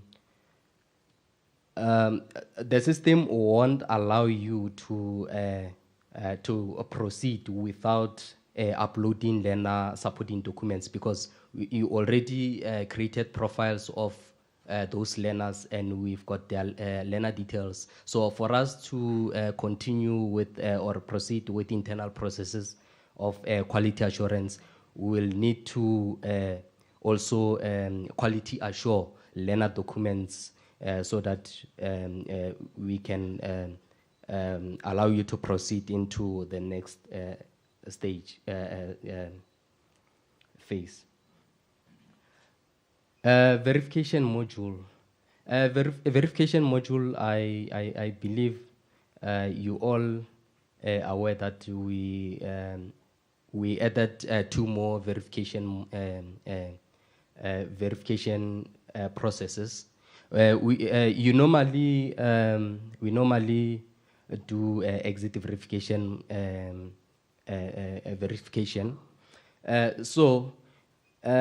we faced a lot of challenges when it comes to exit verification. So now, in order to address these challenges before prior exit verification, so as a training provider, you're going to submit induction verification, or you are going to be required to apply induction verification on the system, because you cannot commence with the program without induction. Through the induction, will be as a training provider, you'll be linked to ETQA advisor who will have to come and confirm the site if indeed you still training, you're gonna train, or the training will take place at the right site as per your accreditation. And also we are going to go through your learner material to check if indeed that learner material speak to your project implementation plan that you submitted on the system. Also, Timothy will take us through that process, will demonstrate that. And interval verification. Interval verification, also Ms. Natalie has alluded on that point of interval verification. This point, it means we'll have to do a mid verification, where the training provider will have to make sure that a continuous assessment is carried out. Then we're going to come and verify if the mid assessment has been carried out. And if there is some gaps, we'll be able to recommend and make sure that those gaps are addressed before we get into exit verification. Because if we fail to address those gaps in the interval verification, it's a challenge if you'll have to, you're gonna need to address learner POEs at exit verification level. Some of the learners, they are nowhere to be found. So interval verification, it's gonna also assist us a lot. Then exit verification, most you quite familiar with that process. And automatically the system will show you when that particular time has arrived of you to exit those learners, because the system it also show you the progress of your of the training. And also these 3 items Timothy will take us through, and they are very, very simple. They simplify the process. Then certification module. Certification module, this one also it's quite interesting module. As training providers, you'll be able to access digital certificate while waiting for physical certificates to be issued or sent to you, couriered to you, or before you can come and collect your certificates. And also you are going to be able to access learner SORs on the learner management system. Then physical certificates, this is your normal certificates that you are receiving. Then you are going to receive those physical certificates. But another feature that comes with this learner management system is that the security feature. This security feature, it means the certificates, all the certificates will have a QR code. Then this will also assist employers when they do background check of maybe candidates or learners. Then they will just have to scan that QR code. Then the QR code will take them into our system. Then you'll be able to verify that certificate is legit, it's not fake or some, yeah. And yeah. Then QCTO module. We talked about transitional arrangement with QCTO that is happening in the industry. Colleagues, as MICT SETA, we already developed an accreditation module for occupational qualifications with QCTO. And these four modules are not, actually we are not going to focus on them today, but this is the progress that we are doing in addition from the historic modules. Then we've got subject matter expert module. Subject matter expert module, I believe you still remember program director has also emphasized that and answered your question regarding subject matter expert. This basically it's still assessment moderator, but in occupational qualification. Then qualification development. This is this module is remember we from the historic qualifications we have realigned qualifications. Then fourth IR department also developed new qualifications. This module will also cater that process, so that we no longer going to use the manual processes. You just gonna access, go to the system, then access that module. And EISA module. EISA module is in development also with our our developers. Yeah. But we're not gonna touch on these modules. Colleagues, thank you. Thanks for the opportunity. And before I can sit down, colleagues, the next speaker, the next presenter, will take you through the modules that I've just presented. I hope you all ready and your laptops are fully charged, because Timothy is going to take you through and demonstrate the modules that we presented. Thank you.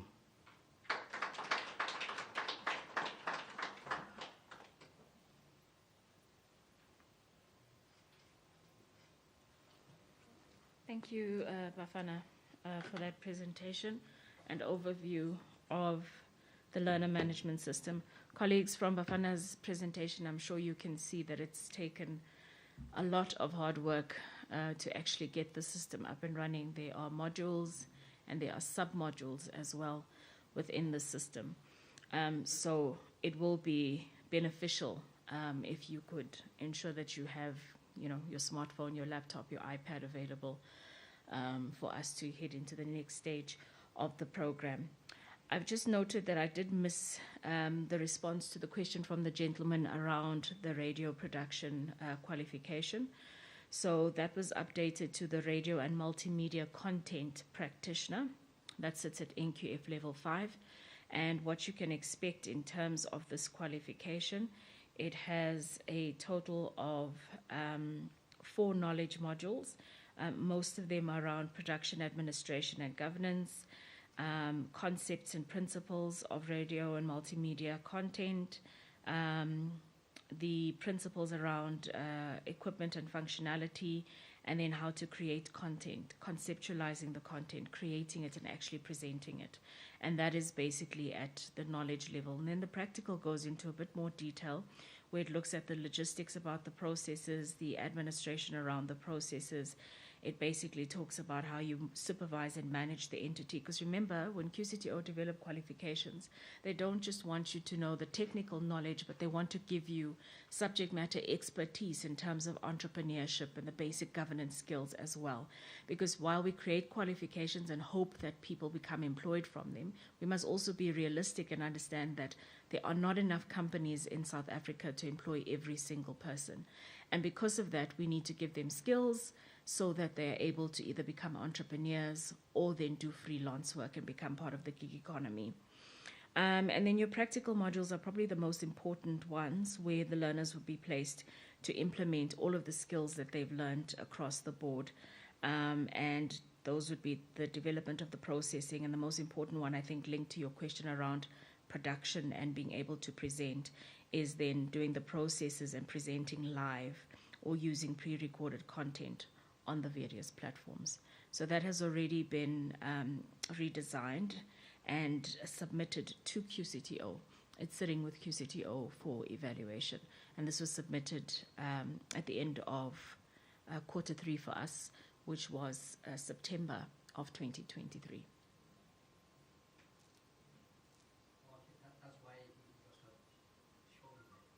That's why it was not. It's. If you had a look at the list of qualifications, it says qualifications in evaluation with QCTO. It's under that section, in evaluation with QCTO. Colleagues, the time is now 5 to 12. We are a little bit behind schedule, but I'm sure Tim would be able to run through the system quite quickly. So I'd like to then say, request that we take a tea break. If we could take a 20-minute break and come back into the session at 12:15. We will hand over to Tim, who will then present the learner management system. Refreshments are served in the back over there. Thanks, colleagues.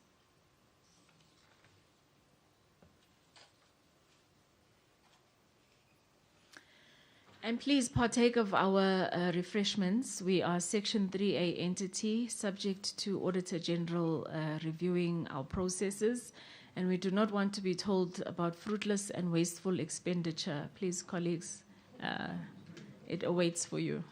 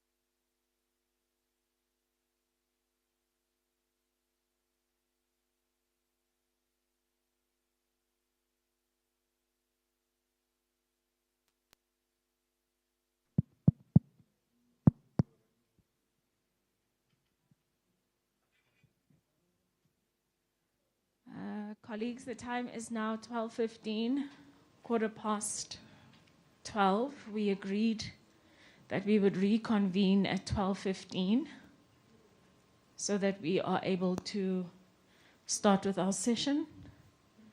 Tim, you've disappeared. You were here a few minutes ago. Is at the booth. Colleagues, if we can please take our seats so that we are able to commence with the demo of the learner management system.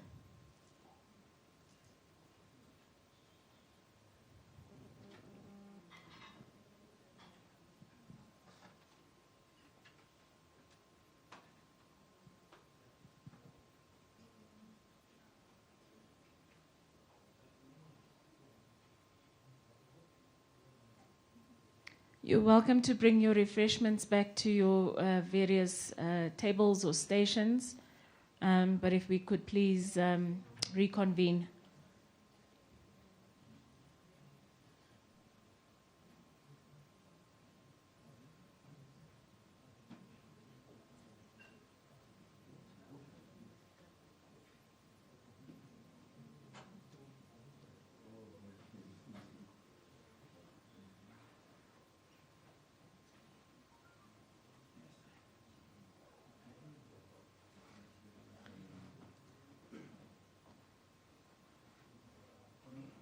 Timothy, are you ready? Yeah. Okay.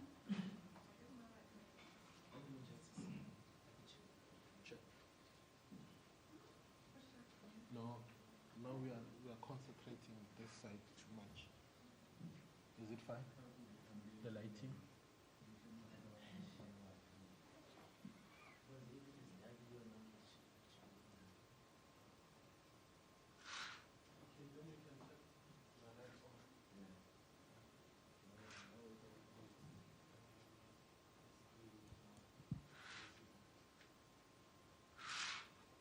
Is that better?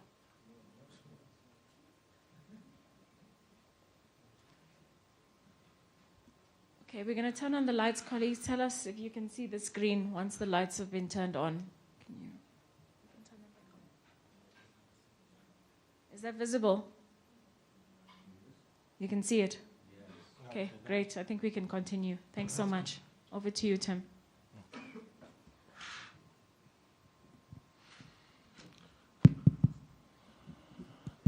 Testing. What time is it? Oh. Afternoon, colleagues. Thank you. My name is Timothy Chweni.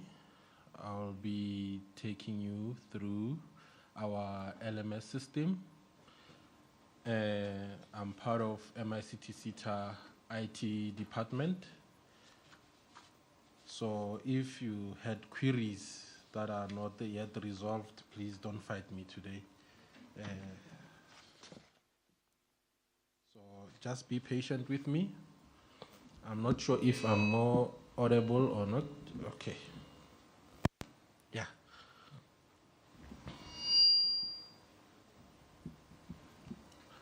Okay, colleagues. So what I will be taking you through, it is going to be the learner management system, which I will concentrate more. Is the mic? Can you please set the mic well so that it does not make this sound? Yeah. So which is going to be assessor moderator and also the training provider module. Also, I'll show you the learner management, then the verification and certification module. This is what I will concentrate more on. So, colleagues, I will start with assessor moderator. So, in terms of assessor moderator, you should know that we already have an existing assessors and moderators, and we also have those who still need to apply for assessor or moderator, to be assessors or moderator. Then I'll show you both steps. If you are an existing one, I'll show you how you get into our system, and also if you are a new assessor or moderator, or you want to register as an assessor or moderator, I'll show you how you can do that.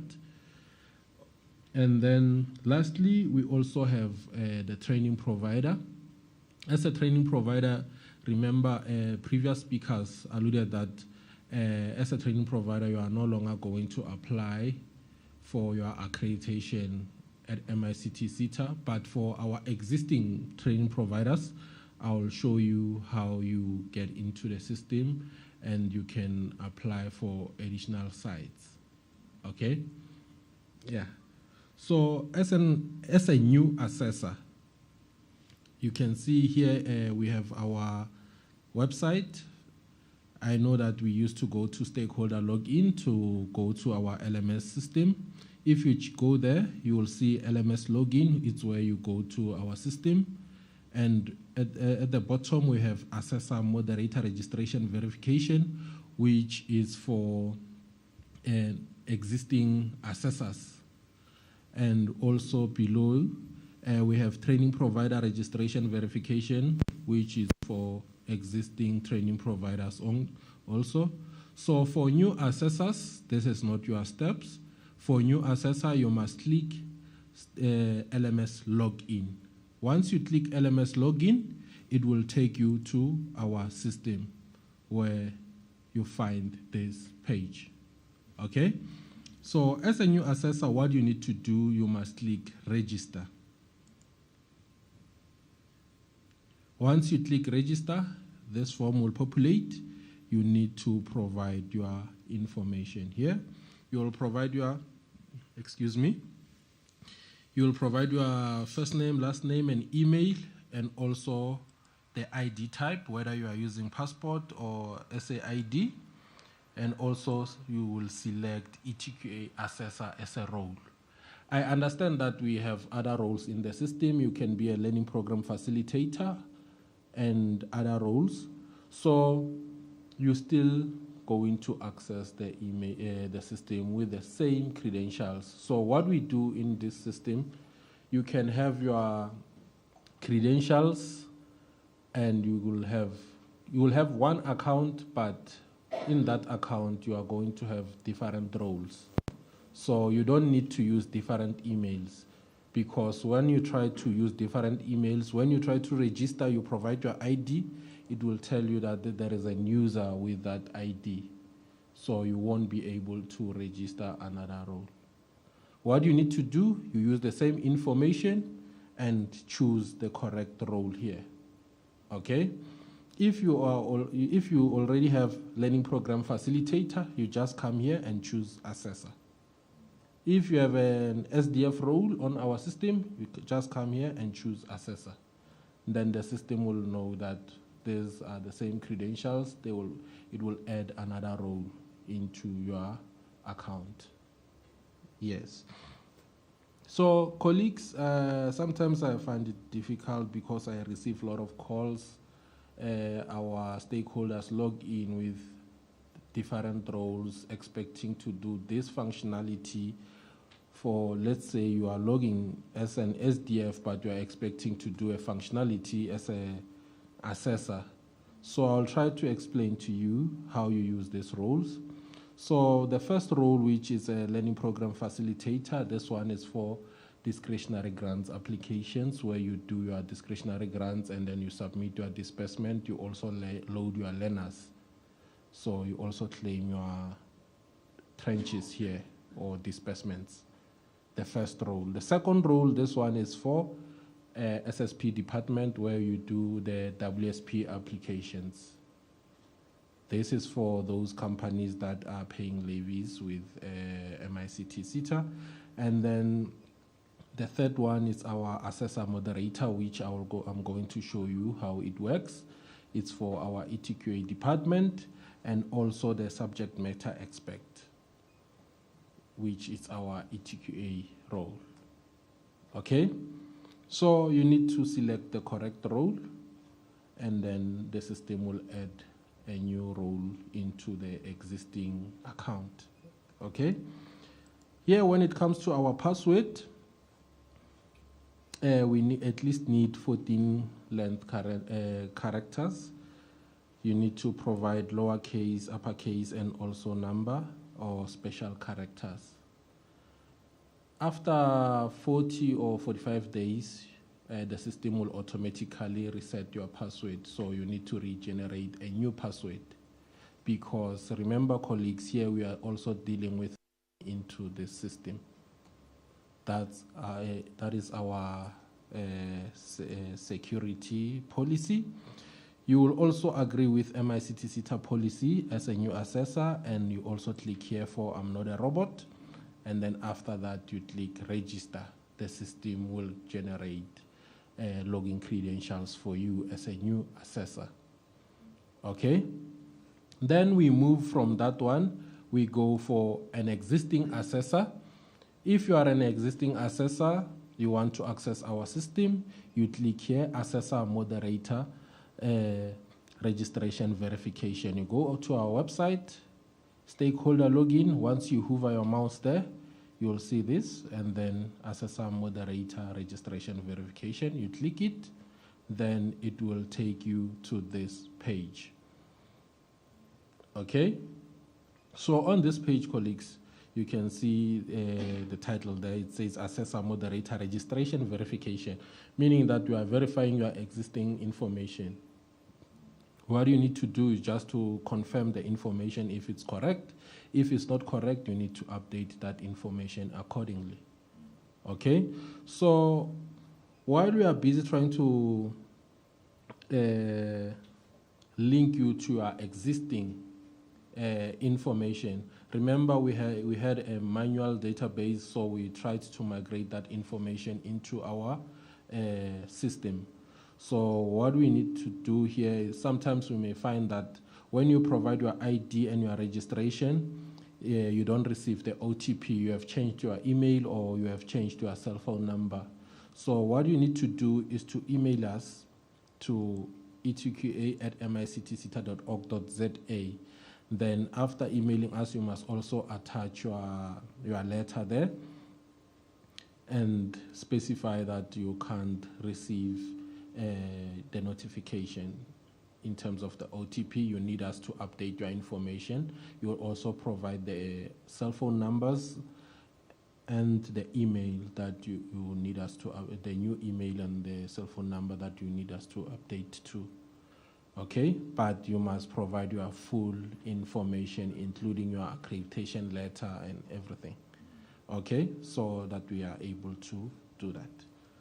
Okay, so you will come to this page, you will provide your ID, you will provide your registration number, then you click, let me refresh my page first, then you click send OTP to email or cell phone.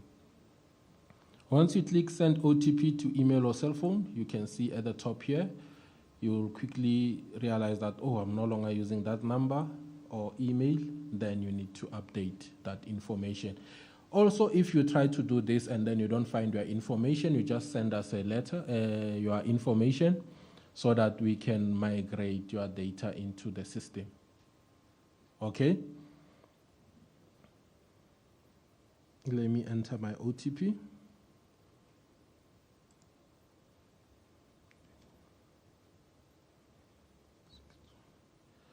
Then after entering the OTP, you click fetch. Once you click fetch, the system will auto-populate your information. What you need to do, you should check your information if it is correct. If you wish to update this information, you can update this information accordingly. Then you agree to MICT SETA policy.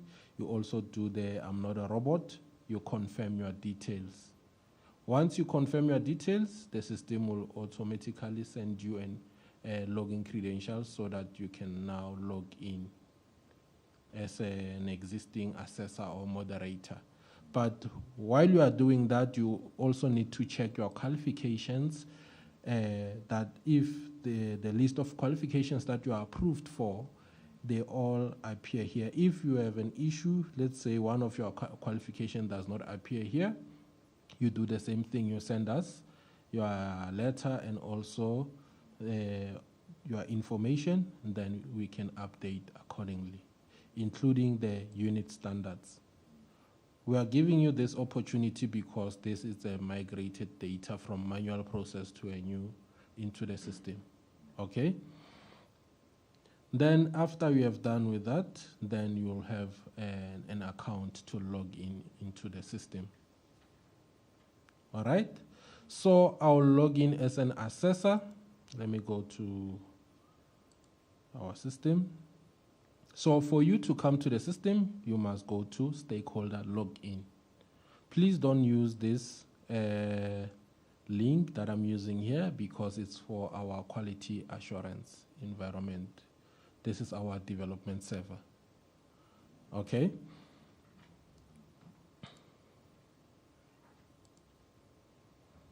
So you'll come here and you will log in as an assessor.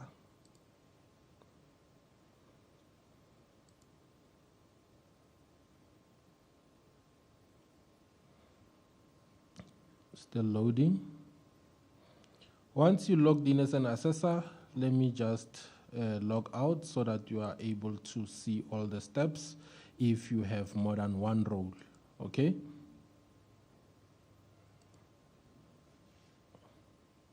So if you have more than one role, you see my first screen here. It indicates all the roles that I have with the same email and password. So if you are a learning program facilitator, you'll come here and click this one. Then you'll log in as a learning program facilitator. SDF, this one. Currently, I will use assessor, ETQA assessor role. Okay?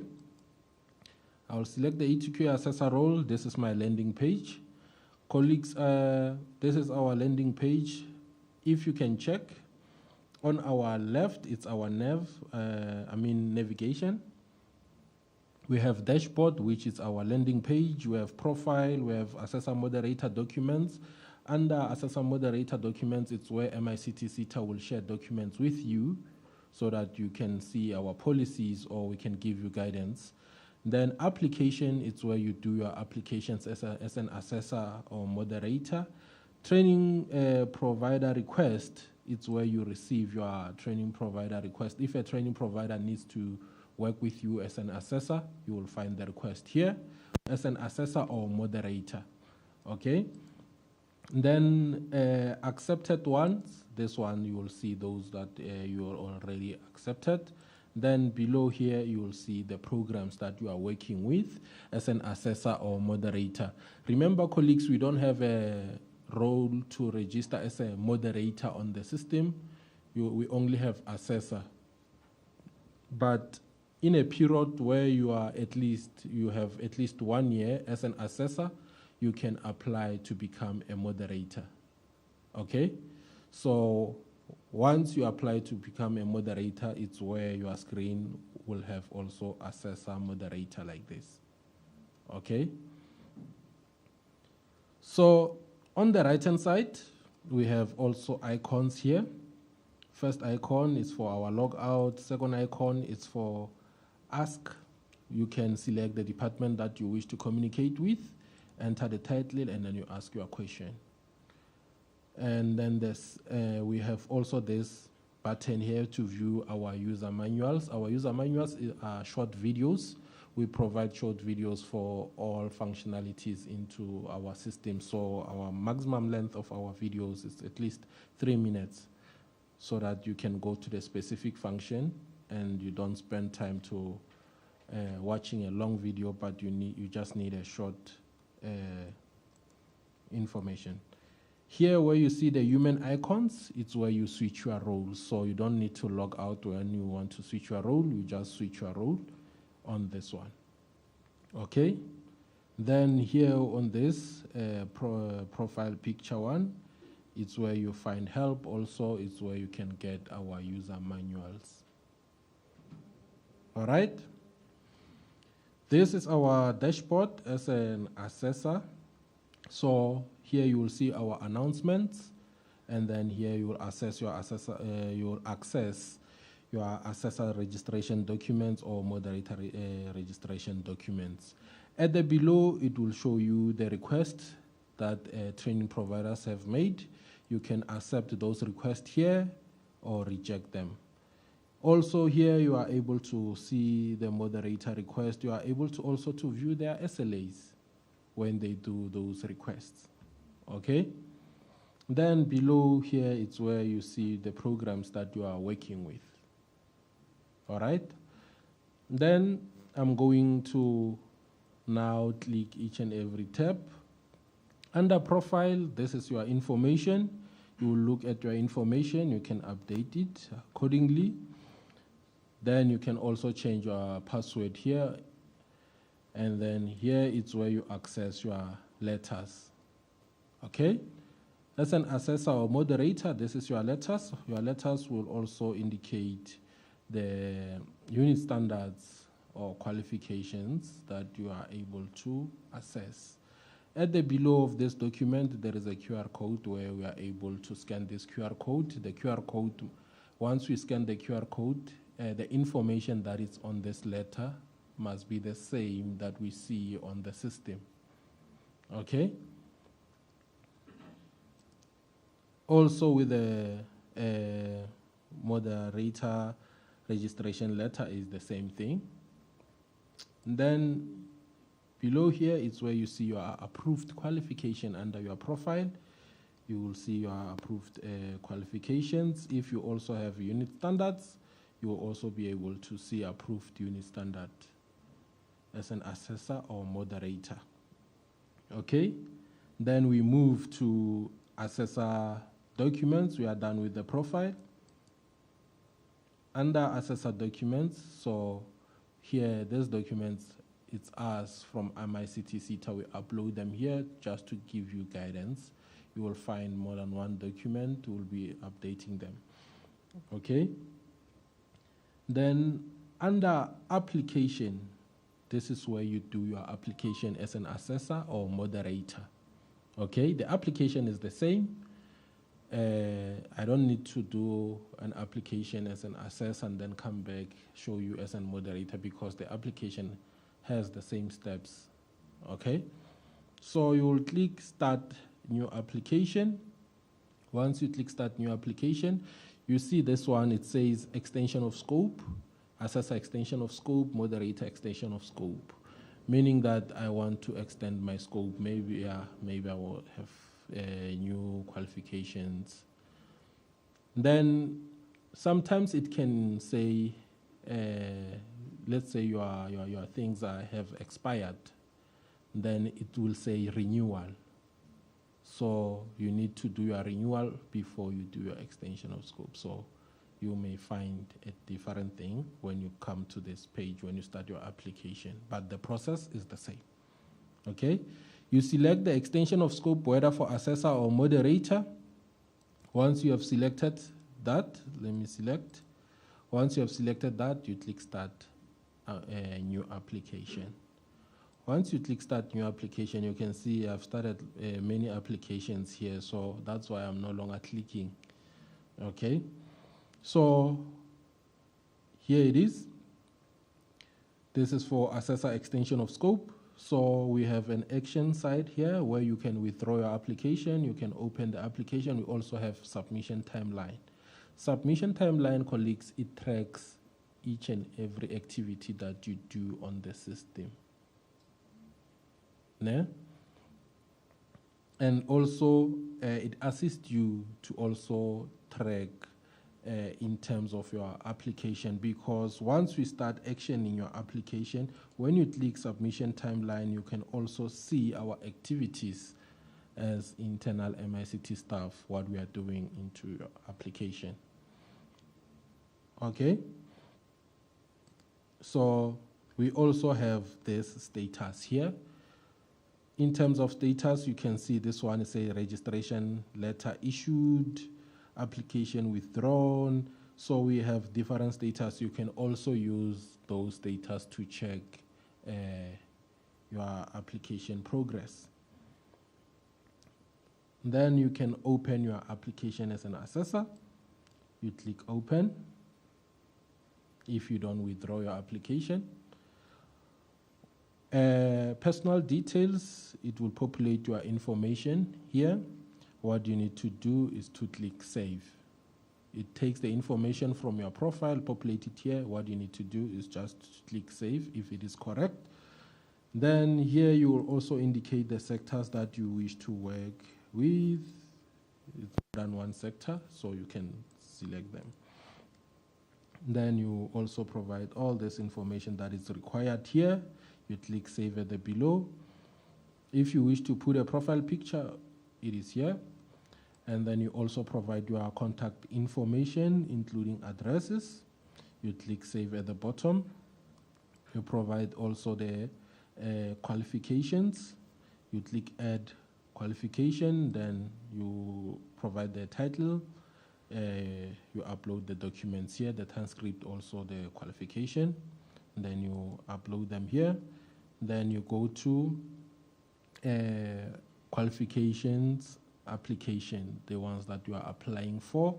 Then you are also able to add them. You can see at the below, these are the ones that you are approved for. Then if you wish to add, then you add them here. You click Add, and then you select the sector that you want to add. Then you can select your qualification here, and then you click Add. So for this role, colleagues, I think I applied for almost all qualification. If I try to add a new one, it will say that I have that application. You can see my list. I'm very lenient, colleagues. So also in terms of the unit standards, at the below you will see your approved unit standards, and then at the top they will be the ones that you are adding. Okay, like here the good example is this one under occupational qualifications. This is how it will be. If you wish to delete it, you can delete here. Ne?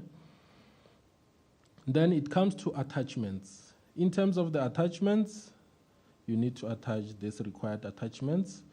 Remember, we don't have a delete function on our system. What you need to do, if you have uploaded a wrong document, like here I've uploaded an ID, if it is wrong, I just need to click here, and then it will replace the existing one. So I'll upload the BE one. And our letter, please confirm if you are uploading a certified document not older than 6 months. Okay? Then you confirm that information, then you upload. So it was an ID, now I uploaded a BE. So if I click View, it's a BE certificate. So that's how you replace your documents. You don't need to call us and say there is no delete. I want to upload a correct document. All right. So under summary, you can see under summary, it's where you check what you have done on the system. If you still have an X, it means this is not actioned. You did not provide this information. So the submit button won't be, you won't be able to click the submit button here. So you need to provide all this information. You must have all ticks here. Then you can be able to click the submit button. Okay, colleagues, that's all for assessor application. Any question in terms of assessor application?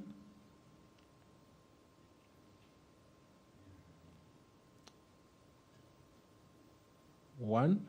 Oh, you have a question, sir? Yes. Okay. Do you have a mic next to you? Yeah. Can you get better? Yeah, we also accommodate the online people. Okay.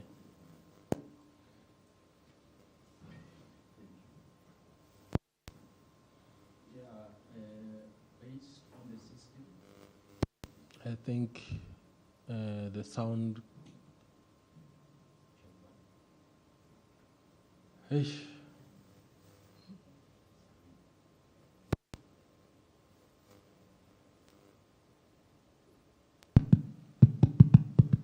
Yeah, it is working? Okay. Yes. Based on the presentation, you know, the way I've been looking at the presentation when you were giving a demonstration, you know, And then I have a question, you know, because I've noticed that when you have registered as an assessor, you know, maybe under a particular qualification, and the qualification actually appears, but when you have not registered for the unit standards, you know, they don't appear. What will appear, it will only be the qualification for which you have applied. So my question is it possible for you to apply for a particular unit standards, you know, when you want to cluster them as a skills program online? Is that possible? That's my question. Yes, you see here, we have unit standard application. We also have qualification application. So what you need to do, you need to also indicate your unit standard here.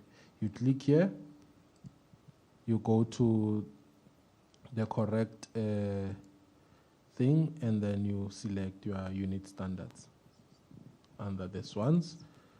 No? So it's going to be very simple for you. So unit standards, you add them here. Qualifications, you add them here. Yes. Yes, this is the same application. You can do them at the same time. You need to, okay, you can add them. Just to add on that, if you are registered for end user computing, let's say you are registered for end user computing, you're an assessor for that qualification, you cannot apply for unit standards within end user computing because already you are registered for all of them.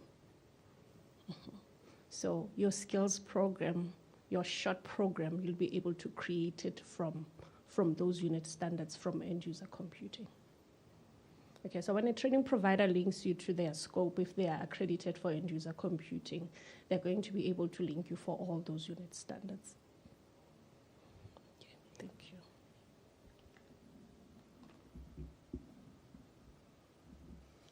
Okay, do we have another hand? Yes, sir. Mr. Timo, with regard to the assess. Yes. To them, can the assessors also able to assess digitally, or is only about applications, documents?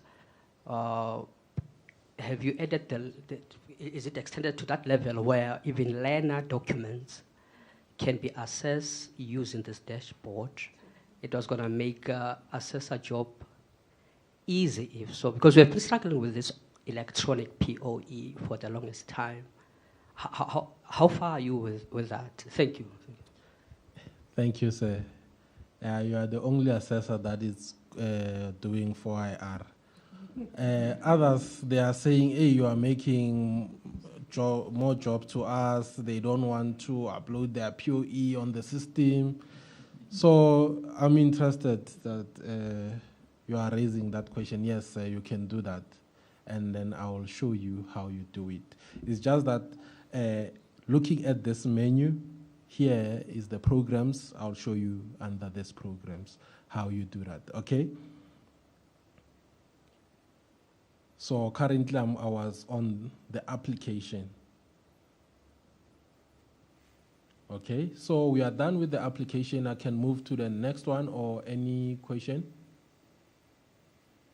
Okay, let's move to the next one. The next one, colleagues, is training provider requests. As an assessor, you will receive requests from the training providers. Then you need to accept those requests or reject those requests. So under training provider request, if you are an assessor and also a moderator, you will go to the correct tab here. So as an assessor, you will go to this tab. You can see these are accepted ones, and then this one is still pending for acceptance. So you can accept or reject. But if you know that training provider Timothy, the relationship is not good, still owe you, then you can reject. Okay? Once you have accepted that, then you are able to see all your accepted programs here as an assessor, training providers, I mean. So then under programs, you will be able to access the learners for that training, specific training provider. So as an assessor, you will go under here, and also for moderation, you will go on this tab. So you will click assessor. This is the list of the programs that you have accepted from different training providers. So you'll go to one of the programs. You can view the program here, or you can view learner list and assessments. So once you click learner list and assessments, you will find the list of learners. So the training provider is the one that is responsible to put the learners in terms of groups. Okay, so on the left-hand side, you will see the unit standards. Okay, and then if you click on the unit standard, this is the first unit standard. You'll find all the learners under this unit standard. If it's 10 learners, they will be listed here. This is it's our first learner mark. You can see the training provider has uploaded the POE. What you need to do is to view the POE or download the POE. You assess that POE. You provide marks, whether it's competent or not competent. Then you also re-upload that POE. Once you have re-uploaded that POE for all these learners under this unit standard, let's say it's 10 learners under this unit standard, you can send a notification to a moderator. Then the moderator can start with the moderation. Okay? That's how we want to do it, sir. That's perfect. Oh, thank you. Okay. Also with moderation. If you are a moderator, you come this side, you will see the list of programs that you are working with. You go to one of the programs, let me see, under one of the unit standards, then you are able to view an assessment report from the assessor. Then you do your moderation, and then you also re-upload that document. So, colleagues, this is me. I just type anything when I'm testing. So you also upload the attachments here. Once you upload the attachments, you send it back to the training provider. Okay? That's how we do assessor moderator. Any question in terms of this entire presentation as an assessor or moderator? Oh, the mic people?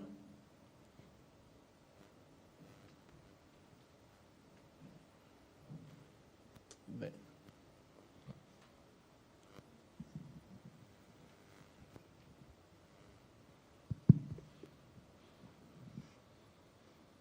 Thank you, sir. Appreciate it. This is very interesting, Mr. Timothy. Could you go back to that tab, POE, please? Are we there? Yes. Yeah. This is the POE that was uploaded. Right.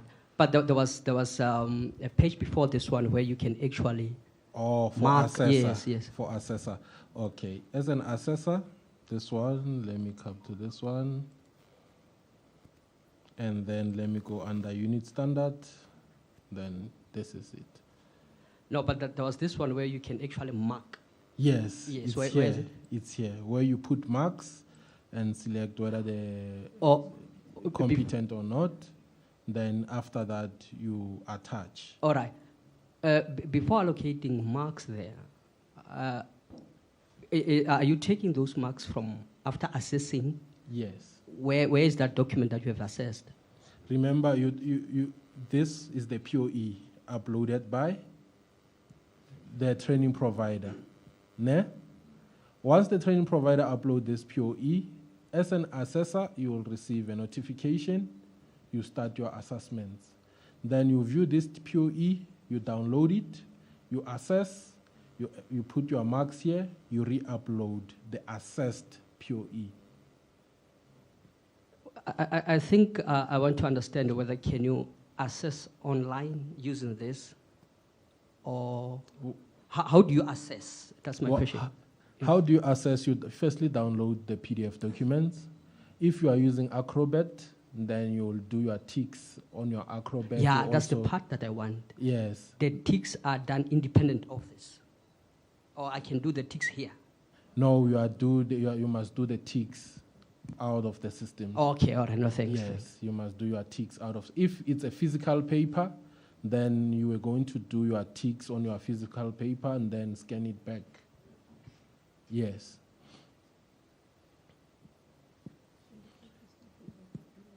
Okay. Okay. They say there's another hand somewhere. You jumped the lady. Start with the lady first. This man, you are the one, eh? Okay, you did not.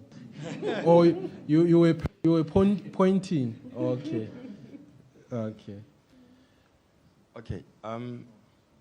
With regards, my question is a follow-up based on his question. With regards to that downloading of the POE and then making it independent of the system using the ticks on the Acrobat and thing. So we are also going to make use of an online signature there, or where does the signature come in there? Yes, I think you can also make use of that.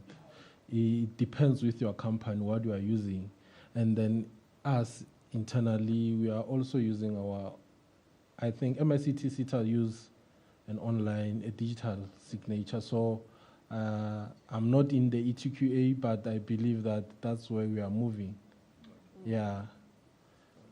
And then lastly, is this going to be the only way, or does this old method still apply? Can we still assess the physical POEs and then the training provider just uploads everything that is assessed? No. The training provider will upload a POE that is not assessed. Okay.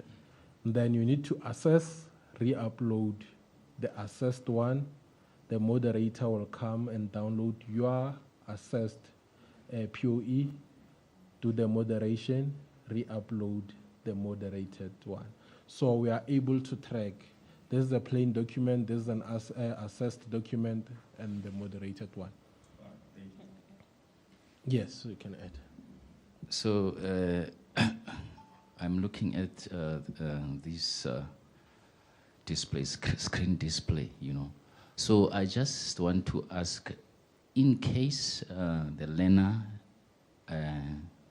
did not achieve, you know, and then there's competence and incompetent, you know, does the system actually display the status when the learner is not competent? Can it display, you know, maybe after you have done that, when it's not competent, or it will only be viewed by the moderator or the training provider? You know, that's my question. We are also able to view it on our side. Okay. So out of the list of learners that you are going to have, our advisors and admins are able to view that. Remember, this process, it also goes to certification and other. So they are the ones who are going to advise you in terms how you can assist that learner. Okay, for remedials. Yes. Okay, all right. Thank you. Before you continue, Tim, we've noted what you have just indicated, sir. Remember that from this system, actually from this training, we would like to hear from you as our training providers, as our assessors and moderators, as to what we can improve in the system. So we've noted the digital signature, and we will look into it with our developers. Our developers are very open to new suggestions. For the very first time, we have a system that we can actually go back and update. So we will look into that. Oh, thank you. Yes, it's just that we did not add the OTP on other functionalities, but I know in other departments where you need to sign, you use your OTP, you receive an OTP, and then you put that OTP, and then it is marked as signed. Okay? So also another interesting part on this one, colleagues, let me go as an assessor.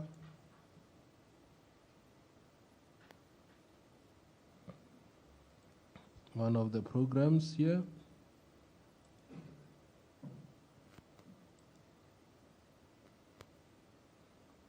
So this one, which we also track your POEs in terms of each and every unit standard, if everything was completed here, okay? So we are also able to integrate a unit standard. You see here we have this unit standard. It is integrated with these ones. So when assessing this unit standard, you are automatically assessing these ones. Ne? So we also have integrations of that, but I'll show you when we log in as a training provider. So it's not the assessor who is integrating, that role is in the training provider side. Okay. Then we are done as an assessor. If we don't have any question in terms of assessor moderator, and then we are moving to the training provider side. Are we fine? Okay. Let me log out. Again, colleagues, remember that we are no longer registering new training providers as MICT SETA. You need to register with QCTO. But our existing training providers, what you need to do, you come to the login, stakeholder login. We have a link here where it says training provider registration verification, where you can click. It will give you this page where you also do your training provider registration verification as a training provider. So with this, colleagues, again, what you need to do, you must provide your accreditation letter and also your addresses here, your email address. Then you click send OTP, okay? If the information it has been updated, you do the same thing. You provide your accreditation letter information to our email so that we can assist you by updating your information. Let me provide my OTP, just received it. Then you click fetch also. Once you click fetch, you need to check this information. First thing you need to do is to re-upload your accreditation letter here. Check this information if it is correct. If it's not, you need to update it accordingly. Up to the bottom here, this is the sites. You will also provide your GPS coordinates here. We provided the link for you. You just click this link and then it will take you to this screen. What you need to do to provide your address here, and then you take the information below, come back and paste it on our system. Okay? You provide this information accordingly. Then at the below, you also provide the password that you wish to log in with. Remember, I told you about our password policy. This is what you need to meet first, and after 40 days, your password will be reset. Then you need to generate a new password. Okay? You also agree to MICT SETA policy, privacy policy. You also do I'm not a robot, and then you confirm your details. Okay? Before that, also you need to come to these tabs and then you check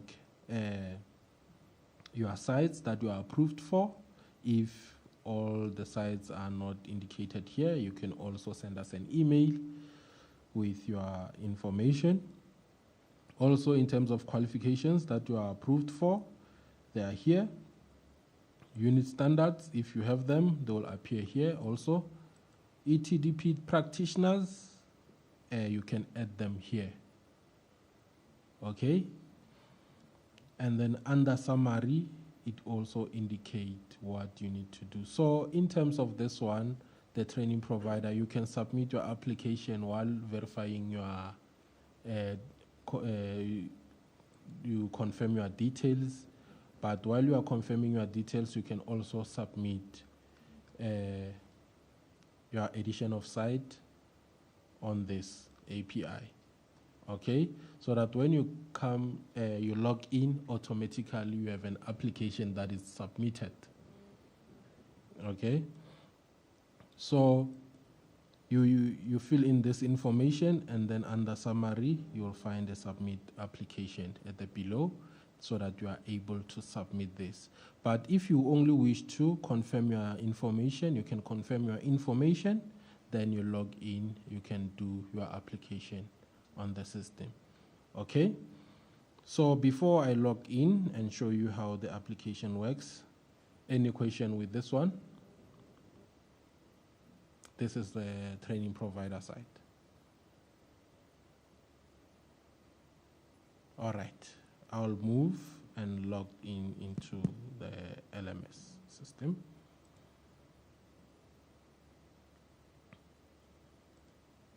I'll log in as a training provider.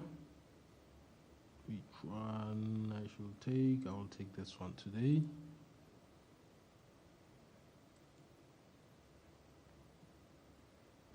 Okay, colleagues, you see that I need to choose a role. Don't forget about this one. Then I select training provider.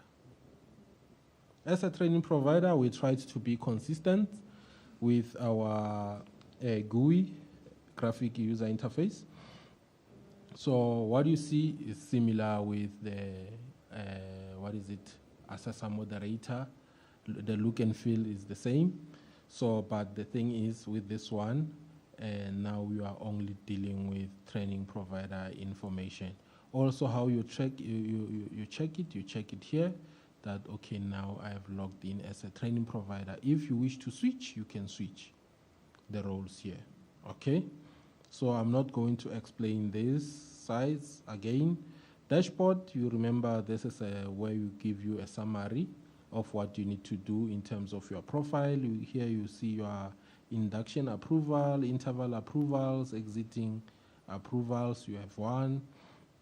Then here you can access your accreditation letter, accreditation logo also. Here it's where you view your programs. This is a summary, this is a dashboard, but you can still access this information here, okay? Under profile as a training provider, it's where you find your accreditation letter and the accreditation logo. So this is where you view your information. Also with our accreditation, you can also find a QR code at the below. Then accreditation logo, this one is where you can use it on your business. Automatically the system puts your accreditation number here. And then in terms of the qualifications, you'll also see your approved qualifications under profile, also approved unit standards if you have them. Documents, it's where I told you that this is where we share documents with you as a training provider or assessor. Under application, it's where as a training provider you do your applications.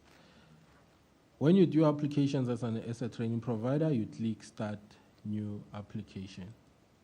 Okay, you see this one says add or edit training provider site.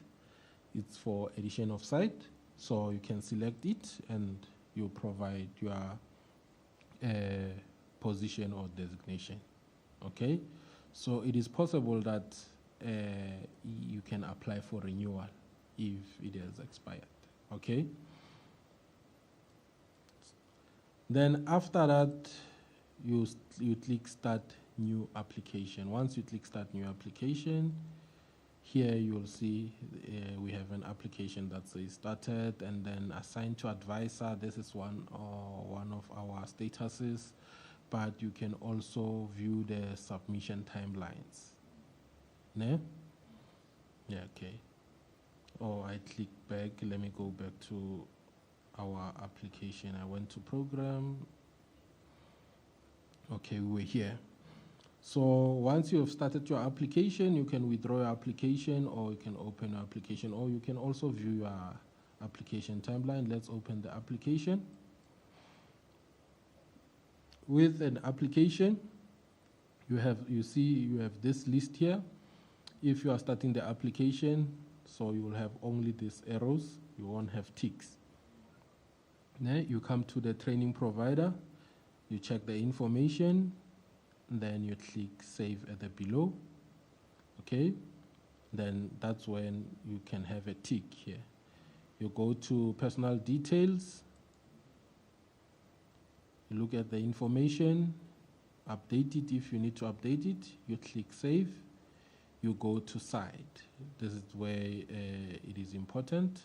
You add your new site here, name of the site, you put your address, web address, and then the physical address, line 1, line 2, line 3. You also indicate the province. You also indicate your GPRS coordinates here at the below. Then after that, you indicate the type of site, whether it's own or host. Then after that, you click add site. Okay? Once you click add site, it will appear on this list of sites. You can see the one here pending approval, meaning that it has a different status than these ones that are already approved. Okay? Then it comes to attachments. My system is loading slow. Okay. When it comes to attachments, you must attach these required documents here. Authorization letter. I told you in terms of attachments how you replace them. You click attachments and then you upload the attachment. After uploading the attachment, if you wish to replace it, you can view it. If you wish to replace it, you can replace it. Here we also have this list of attachments. You can upload them one by one here, or you can click here to upload them as a bulk. Then you can just select all those attachments and click attach. Okay. Once you have attached your attachments, you go to your ETD practitioners. Under ETD practitioners, it's where you add your assessors and moderators. Okay. So to add your facilitator, you just click here, you provide your facilitator information, ID, and the attachments that are required here. Okay, you click add. Once you click add, the facilitator will appear here. Then you are able to also select their qualifications that they are going to facilitate or moderate or assess. Ne? Once you have done that, also in terms of unit standard, you can do that. Then you are also to indicate the sites that they are going to assess or moderate, including the new site that you are just added during your application. Okay? Also with the assessor, you do the same thing. You click here, you add an assessor. Here we have two types of adding an assessor. If you already have an existing assessor, it's just that, let me click search if I have this assessor. Valid, okay. I don't have an existing assessor here, so you can search the existing assessor here, and then so that you are able to add them. Once you add them, they will receive their request. Okay, then they will accept your request or reject your request. Okay, but you are also able to indicate their qualifications. You are also able to indicate the sites that they are going to work on, including moderator and first aiders here at the below. What you need to do, you just to add a new first aider, you provide the attachments, you also indicate the site at the below, then you add them. Once you added them, then you go under summary. Under summary, it's where you check if you have done everything on your application. Then if you have ticks everywhere here, then you are able to click a submit button. This is how we do a training provider application for addition of site. Any question before we move to programs? I think you are fine. Oh, the mic, that side.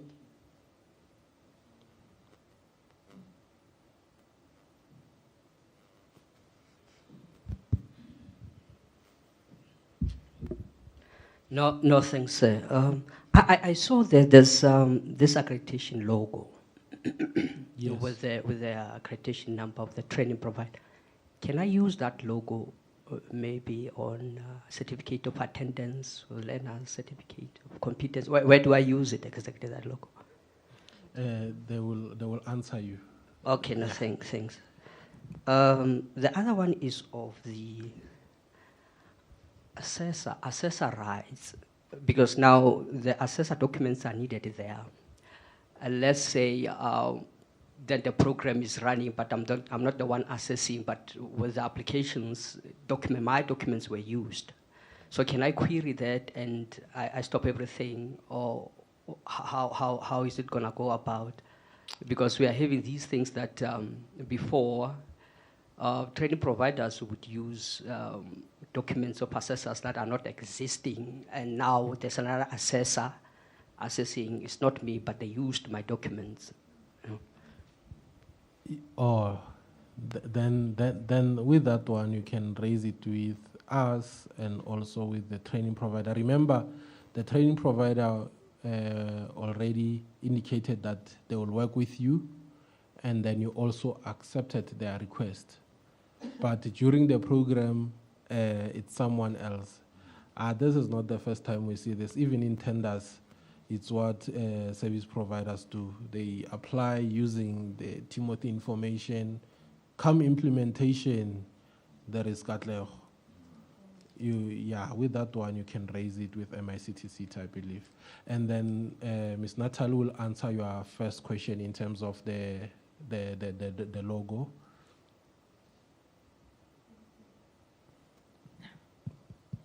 Yeah, it's fine. Thanks. Thanks, Tim. So, in the past, the MICT SETA has allowed service providers to make use of its logos.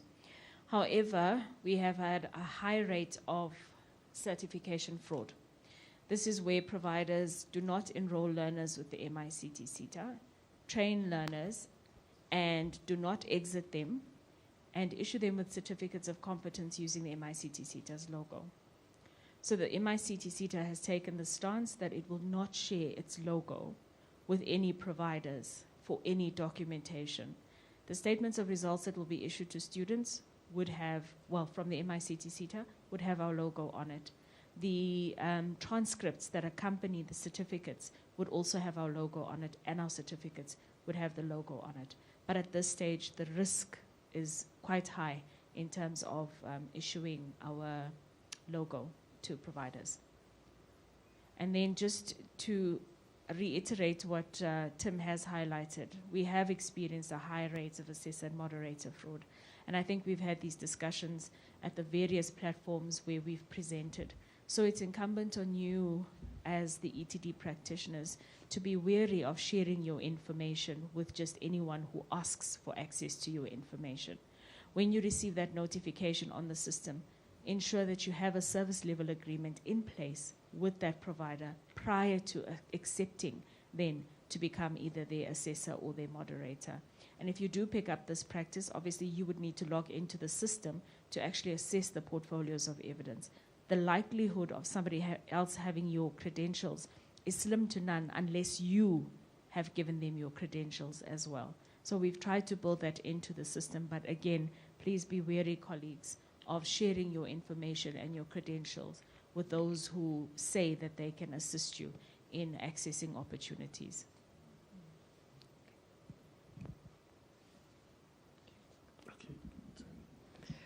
Just to add on that, when you log in as an assessor for the very first time on the system, if a training provider links you, you have to accept, right? You'll see the service level agreement as well.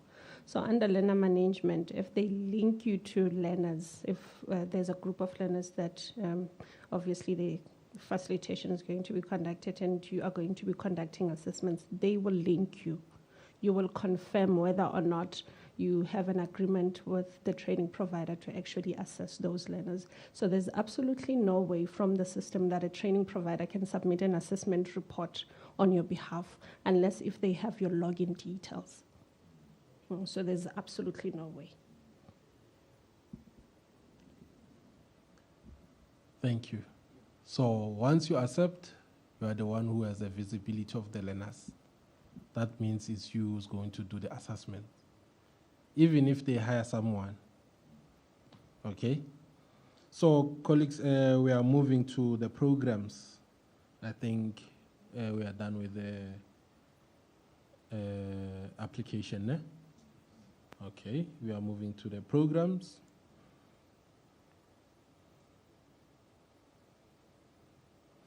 With the program, colleagues, you remember we told you that there are non-funded also and also funded programs.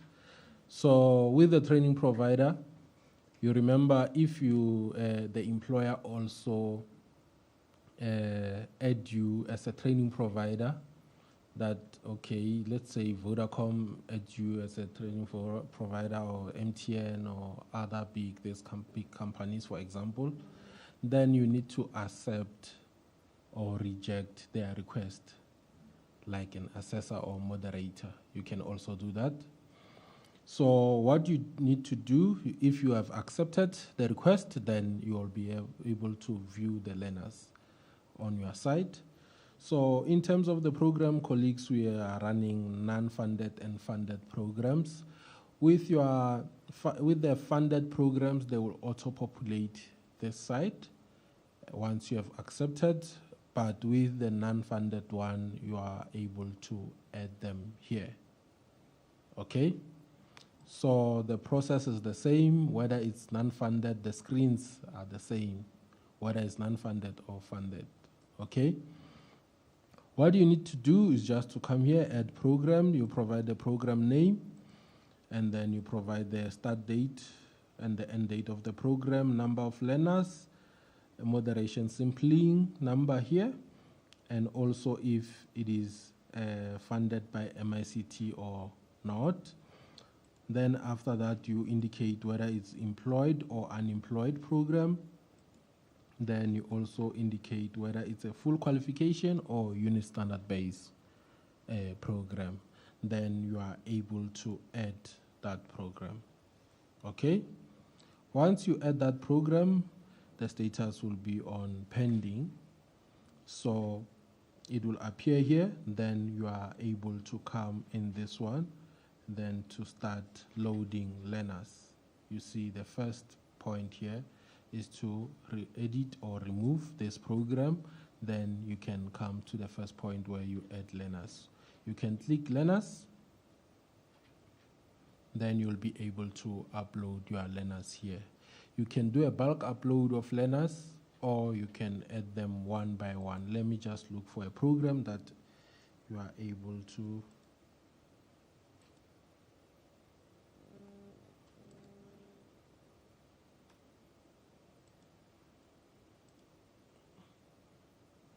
Okay, I have one learner here, but I wanted a list of learners so that you are able to see my list of learners. Okay, this one here. So here you see I have a list of learners. The progress bar is on 67%, meaning that I did not provide all learner information. So after adding your learner, whether it's a bulk upload or you add them one by one, you provide their ID, you click search. Once you click search, it will populate their name if they are already on our system or they have already done a program under MICT SETA. Their information will populate here. If they are in an active program, when you try to add them, then the system will indicate that the learners are in an active program. This happened whether under learning program, so the system also is able to check for double dipping. Okay, so in future it will also be integrated with Home Affairs and also Home Affairs and what is this one? NSFAS, a lot of application including SASA. Okay, so when you search the learner here, you'll find the learner. If it's in the active program, the system will tell you that this learner is in an active program. If the learner is not in an active program or they have done the first program, then you'll be able to load the learner. Okay? Then after loading the learner, it will appear here. The progress bar will be on 0%. then you still need to provide the learner details. Okay? You click view, then you provide the learner details, you provide the learner name information and other information that are required here. You also provide the learner addresses, highest qualification, parent or guardian is not a must, only for those learners that are underage. Then you also provide the attachments here for the learner. Then also you go to summary, you must have all ticks here. Then once you have all ticks here for this learner, the learner will move from this percentage to 100%. Okay? Remember also you indicate that your program has 10 learners, meaning that you won't be able to add additional learners. So the number that you are providing here, it will be that number. Okay? After adding learners, so colleagues, if you can see this screen, it is not yet updated. If you go to the learning program 1, when you upload learners, let me go to documents, learner documents. Here, we are going to update the screen to be the same as the learning program 1 under learning program. So we are going to put an AI tool so that it can analyze your documents. The information that is provided here in terms of the information that you typed, and say this is the ID of the learner, it's going to analyze the documents and compare it with the ID that you have typed and the one in the document. So also the certification, if you have certified the document, so it's going to check for the stamp if the document it is certified or not. So it will give you a report next to each and every document here. But that report, even if our AI tool say you did not certify, remember when you go to police station, sometimes that stamp is not that much visible. The AI may not be able to read everything, but human interaction is going to be there. We are going to check those documents and then continue with those documents. But we'll give you just a quick report while uploading your documents. Okay? All right.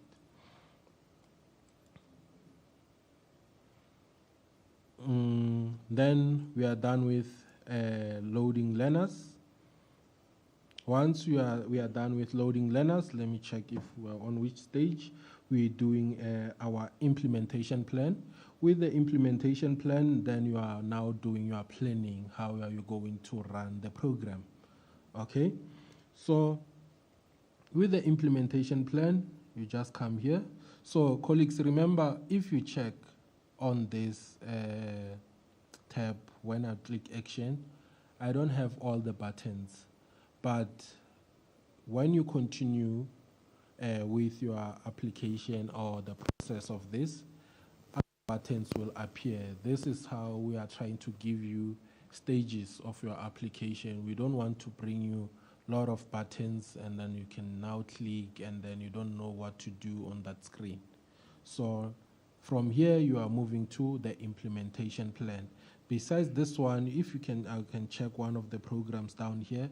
You can see it has a lot of the buttons. So these buttons only appear if you are now on that stage. Okay.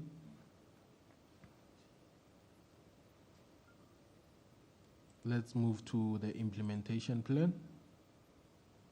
With the implementation plan, this is how you do your implementation plan. First step here, you can see it says collaboration. As a training provider, you can also collaborate with other training providers. So you will add their information here. You'll provide their SLA or any number that you identify them.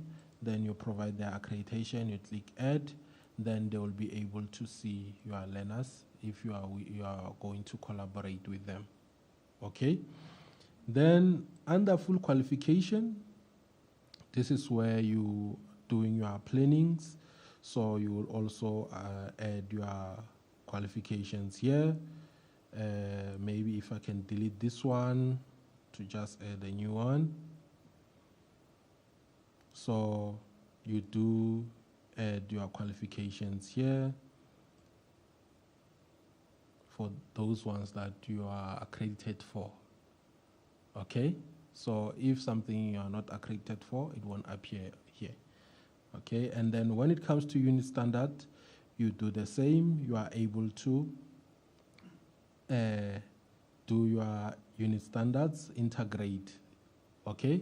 So you can see this ones here, we already integrated this unit standard with this ones. So if you wish to integrate, you just go to the unit standard and then you integrate with that one. You see, you can select as many as possible so that you are doing your integration as a training provider. Then this is how they will appear. Okay? And then we are moving to learner groups. And then on this one, it's where you start your groups. You can add groups. So I have group 1 and group 2. So you can also add group 3 if you have more learners. So after I've added your group, you can add your facilitator here. And then also you add your assessor, moderator, and also the site that they will be working on. Okay? Then after you have jumped from this, from learner group and ETD practitioners, you go to learners.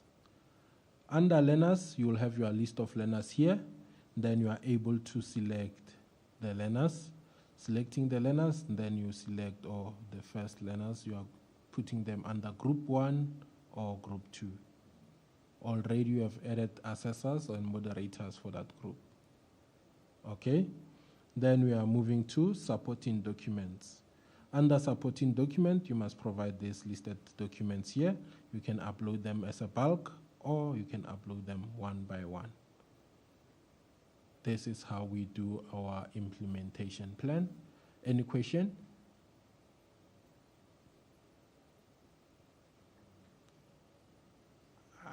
You don't have a question. Now, let me see. You have a question? I must limit your questions. Yeah, question that side and also another question this side. Okay, so no thanks. It's only 3 questions. Are they enough? Are they fine? 3 is fine. No, you can ask. Oh, okay. I thought you. No, it was a joke. Okay.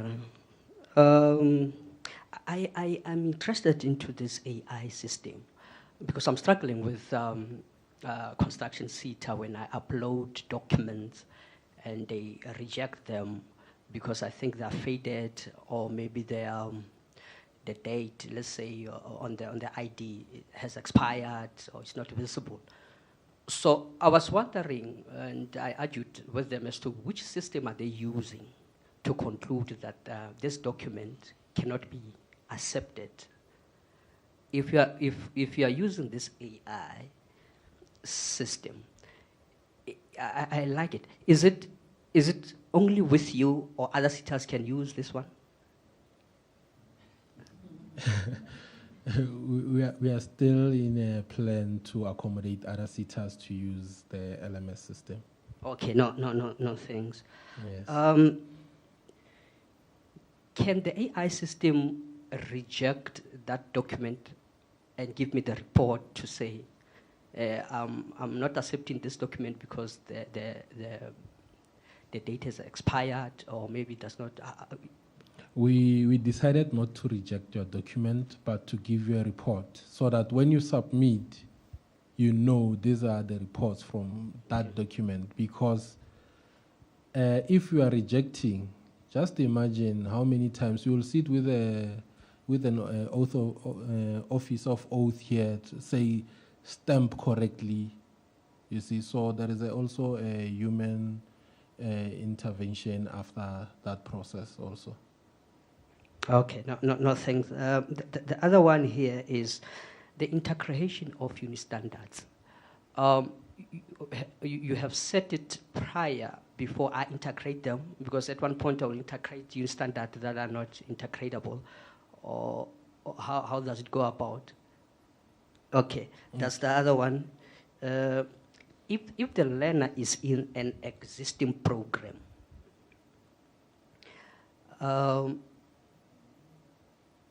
is it within the SETA or a different SETA? Within the MICT SETA or a different SETA? Okay. Yeah. No, thanks. All right. Thank you. Let me answer him before I move to you now. So, with integrations of unit standard, also advisors, maybe they will advise you which ones you can integrate. Because for a sample, I'm in IT, so if you wish to integrate programming languages, it's easy to integrate them. But you can't integrate something that they are far from each other. You must integrate something that are things that are related, so that when an assessor assesses the first one, automatically the assessor is assessing for those ones that you have integrated. Because if, as training providers or assessors, then you start to integrate wrong things, then we are going to pull off that functionality, so that we don't do things. We do things hard way, actually. You see. So you can add on this one. Okay. Remember, as an accredited training provider, you have your own implementation plan.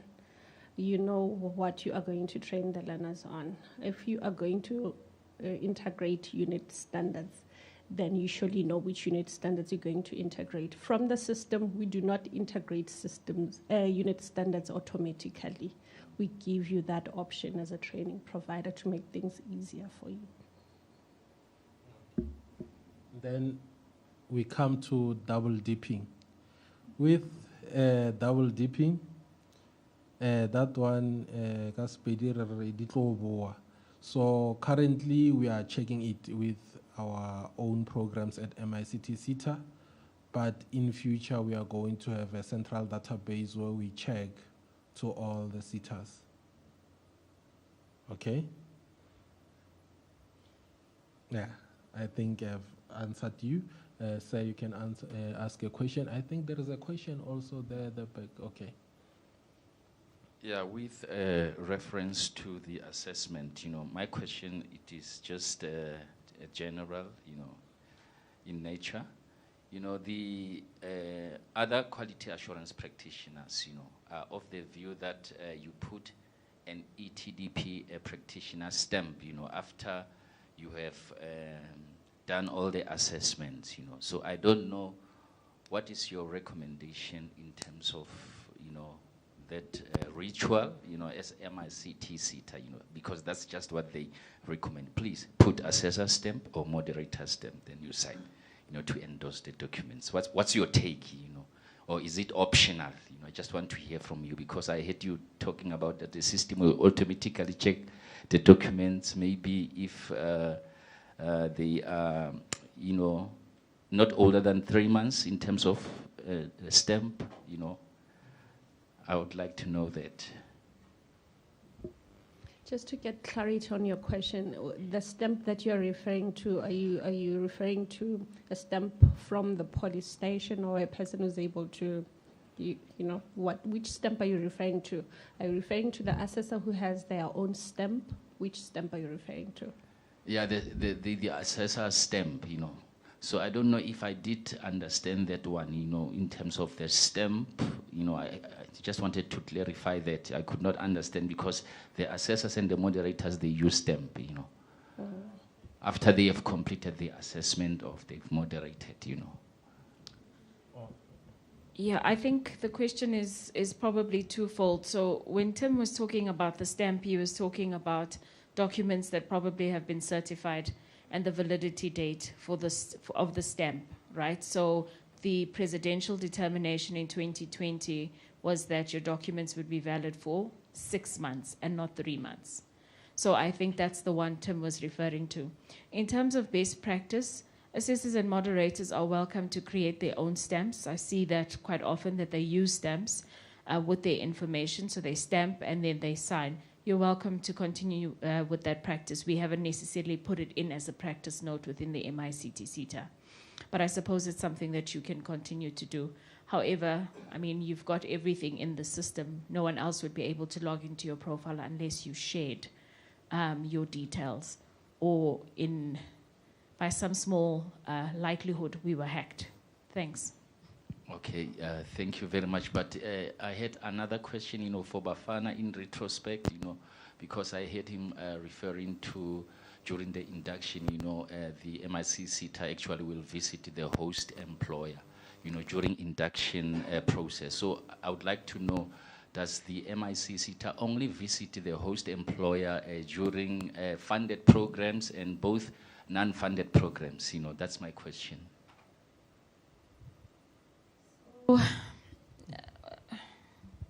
Yeah, I think capacity constraints don't allow us to, at this point, roll it out to everyone.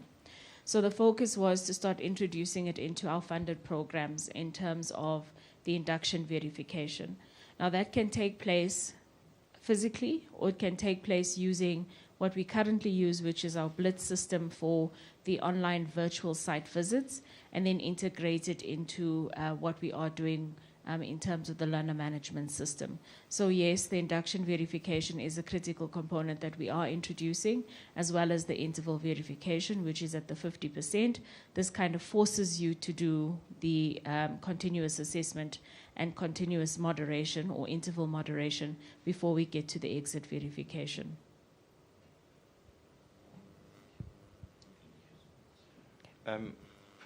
My first question would be with regards to learners that are enrolled in other programs. I would just like to know if that applies to both funded and non-funded programs, and also maybe if learners who are studying at UNISA are also included in that.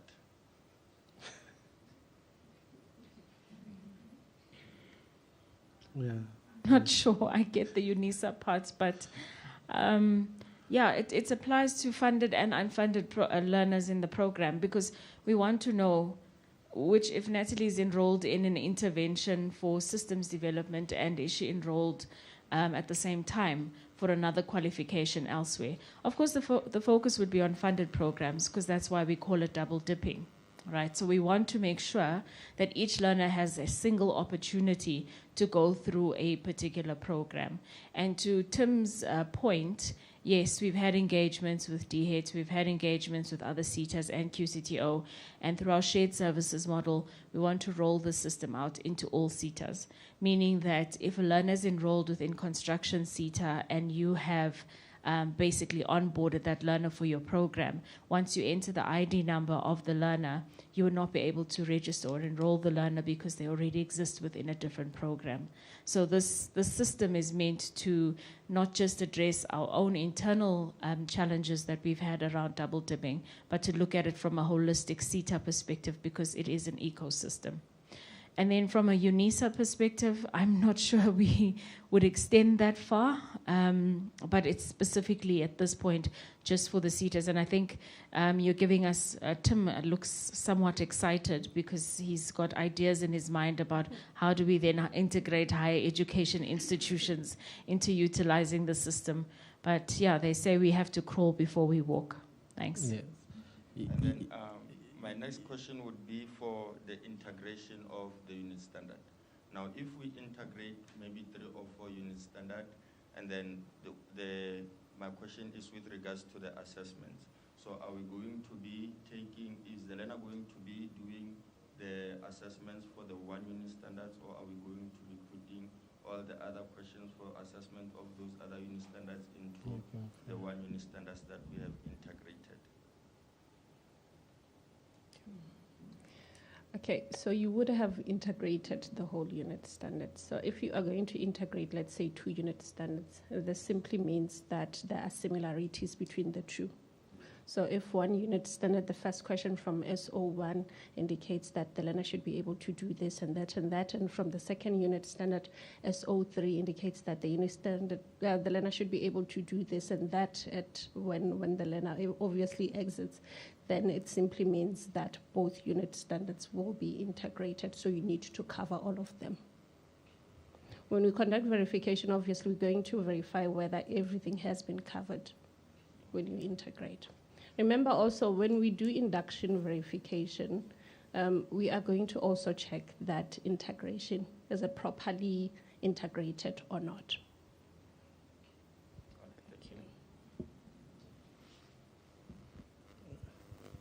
Thank you, sir.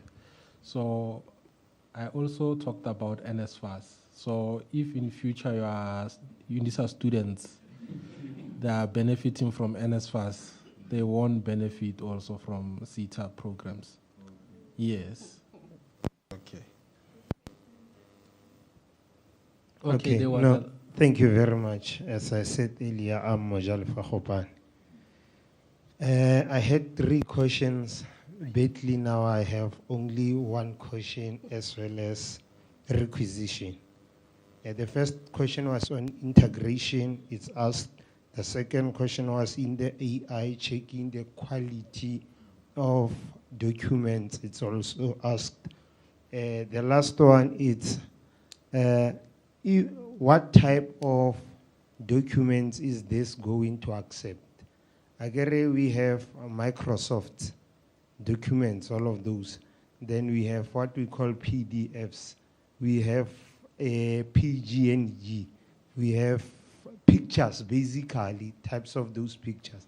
And what type of size? Again, every document, it has its own size. What type of size does this accept? Then my requisition is that, as I can see that we have to upload documents, at some point it happens that you can assume that you did upload relevant documents for a certain student. Maybe you managed to apply ID, copy of the ID. Can we at least make each document to be, for example, maybe you start with the CV. If I have already uploaded CV, then it goes to another level. If you didn't upload any document, it must not give you a right away to go to the next level. So that was my requisition.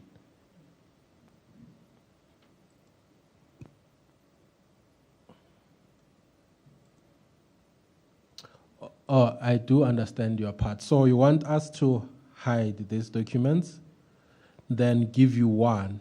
After finishing uploading the first document, then it gives you the second one, like that. Oh, that's a good idea, but we are doing that if with disbursements. I think we can bring the same functionality, because when you submit for disbursements, there are certain documents that we are looking for. So, and then there are different documents. So for learnership, it's different from bursary. So it's how we do it. So here what we did is just to give you the entire thing so that you also have a view button to verify that information. Even still, even if we do it like that, if you upload a wrong document, it will be wrong, but at least we are giving you a view button to view that button, to view that document and replace it in time. Okay? All right. So, but we can look into that also.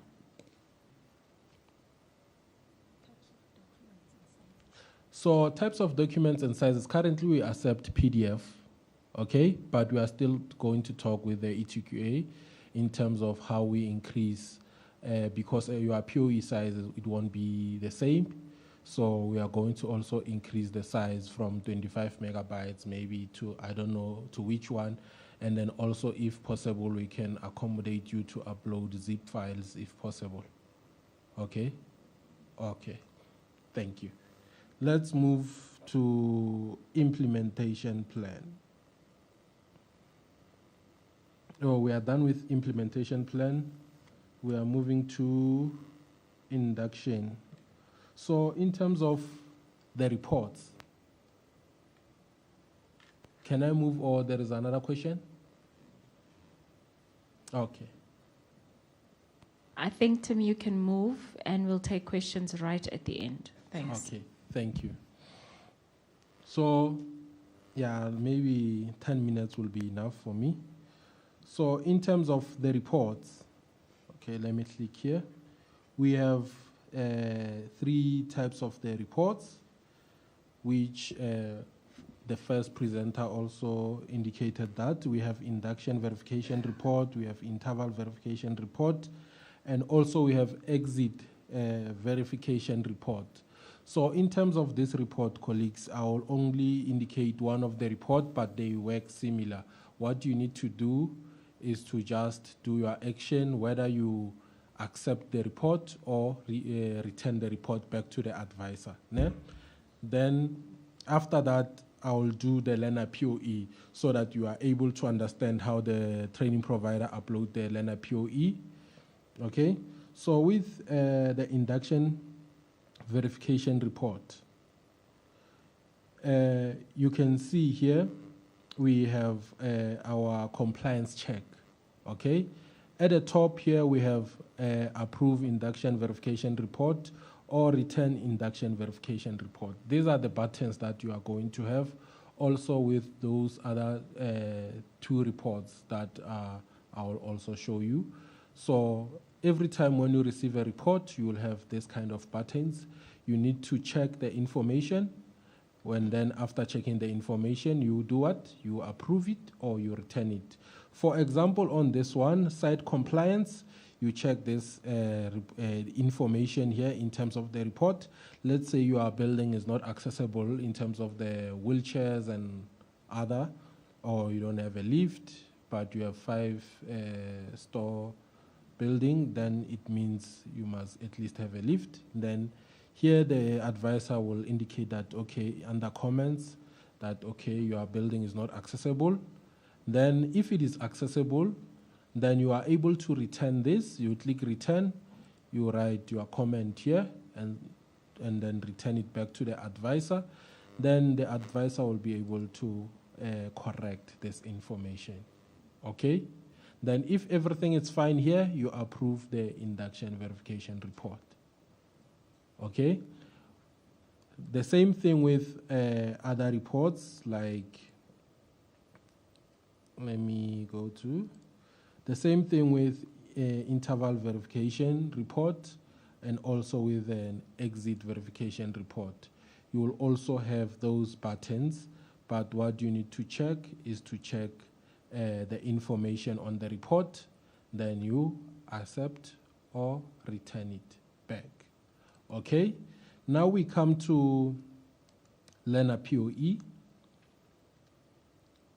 Under learner POE, as a training provider, you click here, assessment and learner POEs. Okay, this is your group 1. You see, you'll have your groups here. Okay, so under your group, you'll click learner and assessments. You'll see your list of learners indicating the groups. If you have more than 10 learners, they will be listed here because you are under learners. And then here at the below, we have unit standards. Under unit standards, you are now able to upload a POE for that learner. When you upload a POE for the learner, you upload a POE. If you have 10 learners, you will upload POEs for each and every learner here, and then you send a notification to the assessor. And then I already showed you how the assessor works and the moderator. Okay? Then the assessor will do the assessment and move it to the moderator, and the moderator will also do the same thing, move it back to the training provider. So, colleagues, I don't think you will have too much questions. So this is where you track in terms of whether the assessor, here, if you have uploaded the POEs, it will say completed in terms of this standard. And then the assessor, if the assessor has done that, you will find completed here. Also the moderation part, you will find completed here. Okay? Then that's how we do our programs. Now we move to certification. Okay? With certification, you will find the list of programs that you have. If they are now on the stage of certification, you will go under one of those programs. Then you are able to see list of learners here. With certification, you are able to download the digital certificate, and then also download the SOR here. Even you can also request for reprint for physical certificate, okay?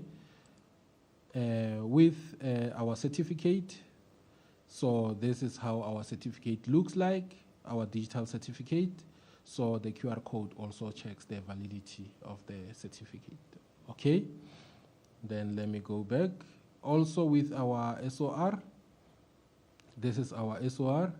At the below, we have the QR code, then to check the validity of this, okay? That's how it works. And then if you want to request for a reprint here, you provide the attachments. Also, you explain the reason here, and then you request for reprint for that specific learner. Okay, each and every learner, they will have a reprint here. Also, in future, we are going to provide this information on our website so that the learners can also request for reprint themselves. Yes. So, colleagues, I think I have covered everything. Here at the below, it's where we find training provider request. As a training provider, if employer said they want to work with you, then this is where you'll find your request. Also, as a training provider, you accept or reject. Okay? Colleagues, I think I have covered everything. Under queries, it's where you communicate with us in terms of these queries that you have communicated here. You will find your open queries assigned and also closed queries. Okay? Yeah, this is how our LMS system works, colleagues. Any question?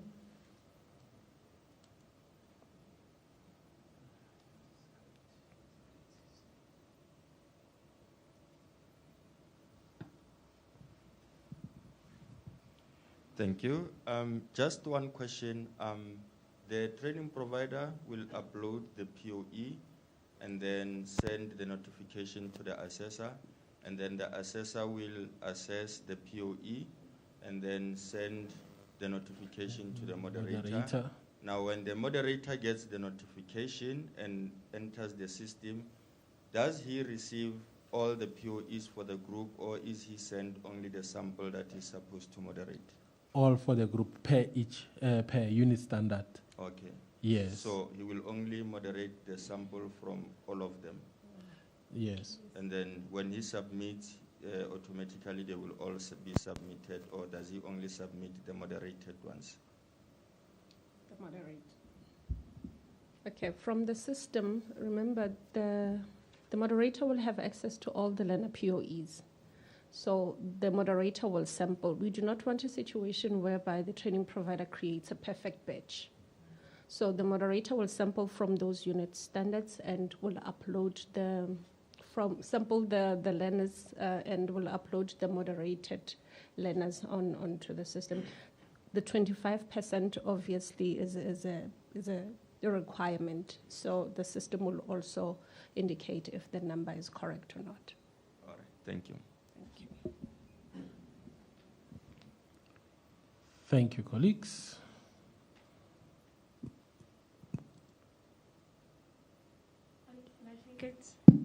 Can I take it there are no other questions in respect of today's proceedings, the presentation, and the system? Okay, it seems like there are none. Can we have your feedback, please? What do you think about the system?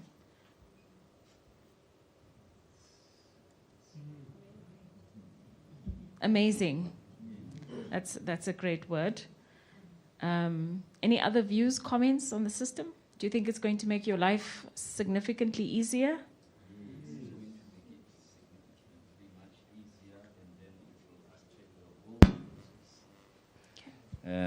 Because we have had some backlogs in terms of processing the POEs and all of that. So, but I think in terms of scalability, this thing is going to help us a lot. This system, and it's very superb.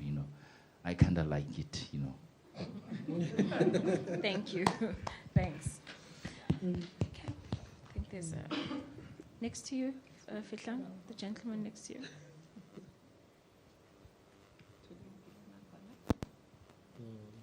Okay. And I'm totally happy with the system. It will make our life much more easier, and the production will be fastly application. The most happy moment that came along, it was when you said we will have that on, certificate, online certificates. We are suffering with the certificate from C. Even now we are hosting graduations as I speak. But about, I'm not sure of the number, but about 20 or 20 something, they had to go for reprint. And we didn't receive all of those certificates. So if they can download them online and print them, I think it will be much more easier for us. So I'm so happy. Thank you very much. Thank you.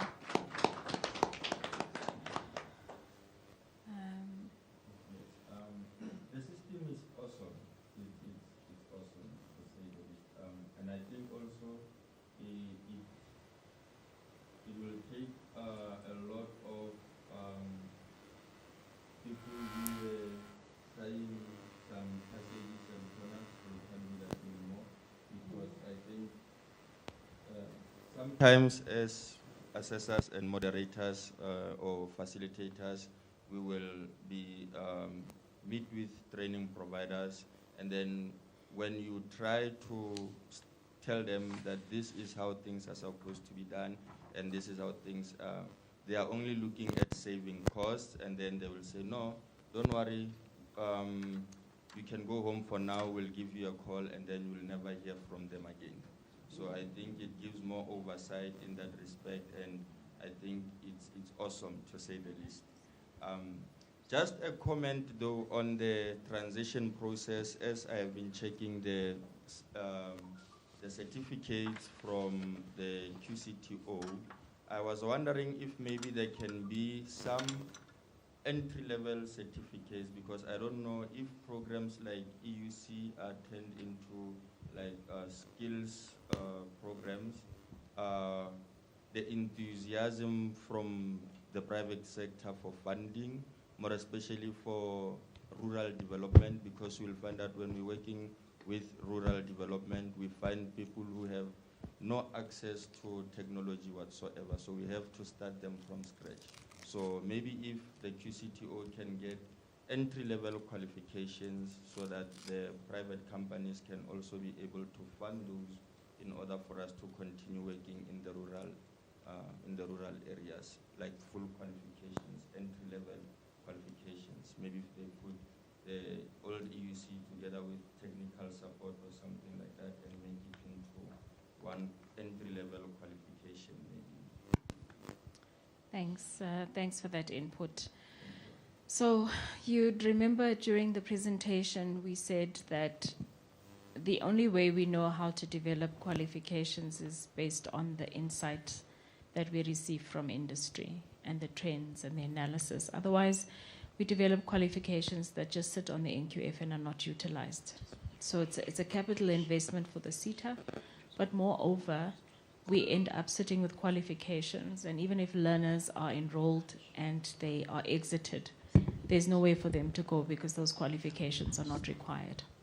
So yes, there are a number of entry-level qualifications. If you have a look at the 4IR qualifications we presented earlier, most of them are at NQF level 3 and 4.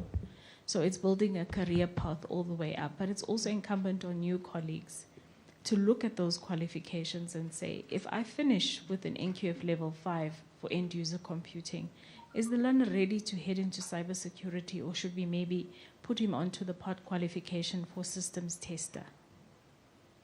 And then move into a systems engineer perhaps, and then move into cybersecurity. So you can look at that career path and decide then how the learner should be moving up and into a higher level qualification. But certainly, if there's a need for probably, I would call them the lower NQF level programs, the SETA will be developing them if we know what they are, and there is empirical evidence that proves they are required. All right, so thanks so much for your feedback, colleagues. This, I must say, has been the longest session of the 9 sessions that we've had. So this has been the 10th session, but it has been quite informative. Your questions, thank you for your questions. They got us thinking differently. Thank you for your inputs. Thank you for really interrogating the system, because, you know, we wouldn't know how we are doing unless you tell us how we are doing. So thank you so much for your positive inputs and the insights you've shared with us where the system is concerned. We'll take your insights back. We will analyze them with the relevant parties, with TUT, with ICT, and determine whether it's viable to include, as per the gentleman's recommendation in the back, whether it is viable then to say, should we not in the back end build a third-party integration that could possibly read our PDF documents so that it doesn't become so tedious for our advisors, etc., etc. We'll take all the information that you've given to us in this session and we'll look at it and we'll try and integrate as much as we possibly can. With that said, colleagues, we're never going to get to the stage where we'll have a perfect system, particularly because we are in transition. Because we know that things may change in the next week, in the next 2 weeks. We could go to bed tonight and wake up and realize that the new minister has said she's putting a halt on the transition. So we need to bear all of these things in mind as we continue to develop the system. But we, as a SETA, have elected to move ahead with the times.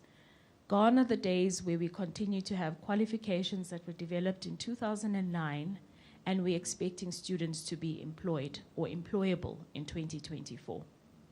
So thank you so much for your time this afternoon. I think the gentleman, you've raised your hand. I'll take your last comment before I actually close the session. Thanks, Madam. So is facilitators, assessors, moderators, we are all that in here. The verifiers, are we not going to that level, or maybe in the future? The moderators are still known to be verifiers, and I think in the presentation earlier I indicated that in the process of EISA centers, we would use moderators as invigilators, so ultimately they do become verifiers of the process. Additional verifiers are subject matter experts, and at a QCTO level, they register them, they fully capacitate them. In fact, they had a session yesterday where they upskilled their current pool of subject matter experts to be part of the process of implementation and part of the process of provider monitoring. So your verifiers will still be your subject matter experts. That language does not exist anymore within the QCTO and the occupational space. But just note that a verifier would be ultimately almost like our advisors are. They are verifiers when they come out and verify the process. Your moderators are your verifiers. In fact, your moderators are the SETA before we get there. Your moderator needs to act as though they are the SETA. Have all POEs been signed by the learner? Declarations of authenticity complete? Were the tools sufficient? Yes or no? If not, what type of exercises could we roll out to close the gap in terms of the sufficiency of the assessment tools, et cetera, and make further recommendations? So with that, colleagues, thank you so much. You have been wonderful, wonderful hosts in your very beautiful province. We were even joined by the monkeys today. They were very excited by the program. So thank you so much. I'd like to take the opportunity to thank my team. I think I would not be here, we would not be here had it not been for this team. When I joined the MICT SETA, just shy of 4 years ago, there was a lot happening within the SETA space, but particularly within the ETQA space. It was not an easy transition for all of us, but the team you see today are stronger than ever. We've established unit leads, so many of you, when you have your queries, you say, who can I speak to about accreditation? You'd hear, please speak to Itumeleng Mosola. And that is because he is the person who takes charge in terms of accreditation. So it is not just about saying that this is what we do within the unit, but it's also about building internal capacity for leadership and management of all of the functions within the ETQA. So to my team, thank you very much for all of your support. You've worked really hard in terms of the sub-modules within the learner management system. They are what they are today because of your insights, because of your inputs, and the hard work that you've done. And I think from my side, you deserve a round of applause for that. To ICT, Tim, you're the only one from ICT today, but the rest of the team as well. Thank you very much for your commitment and your dedication to this process and the roadshows and ensuring that we come out here and we support our stakeholders, the most important part of the partnership that we have between ourselves, the learners, and of course SDPs and stakeholders. Thank you very much for making the time, and I wish you all the best with your 20,000 emails that you'll have to answer in the next 2 weeks. Ms. Machukiza, to you and your team, thank you very much for ensuring everything worked well, and that our stakeholders were happy, because seemingly they are very, very happy. And that's it from me, colleagues. On behalf of the board of the MICT SETA, the CEO, the executive team, all employees in the organization, thank you so much for joining us. Please do join us for lunch in the main restaurant. Take care.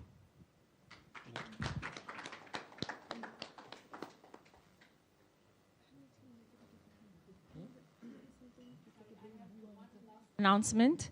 Somebody... Thanks, I thought you were giving it to me.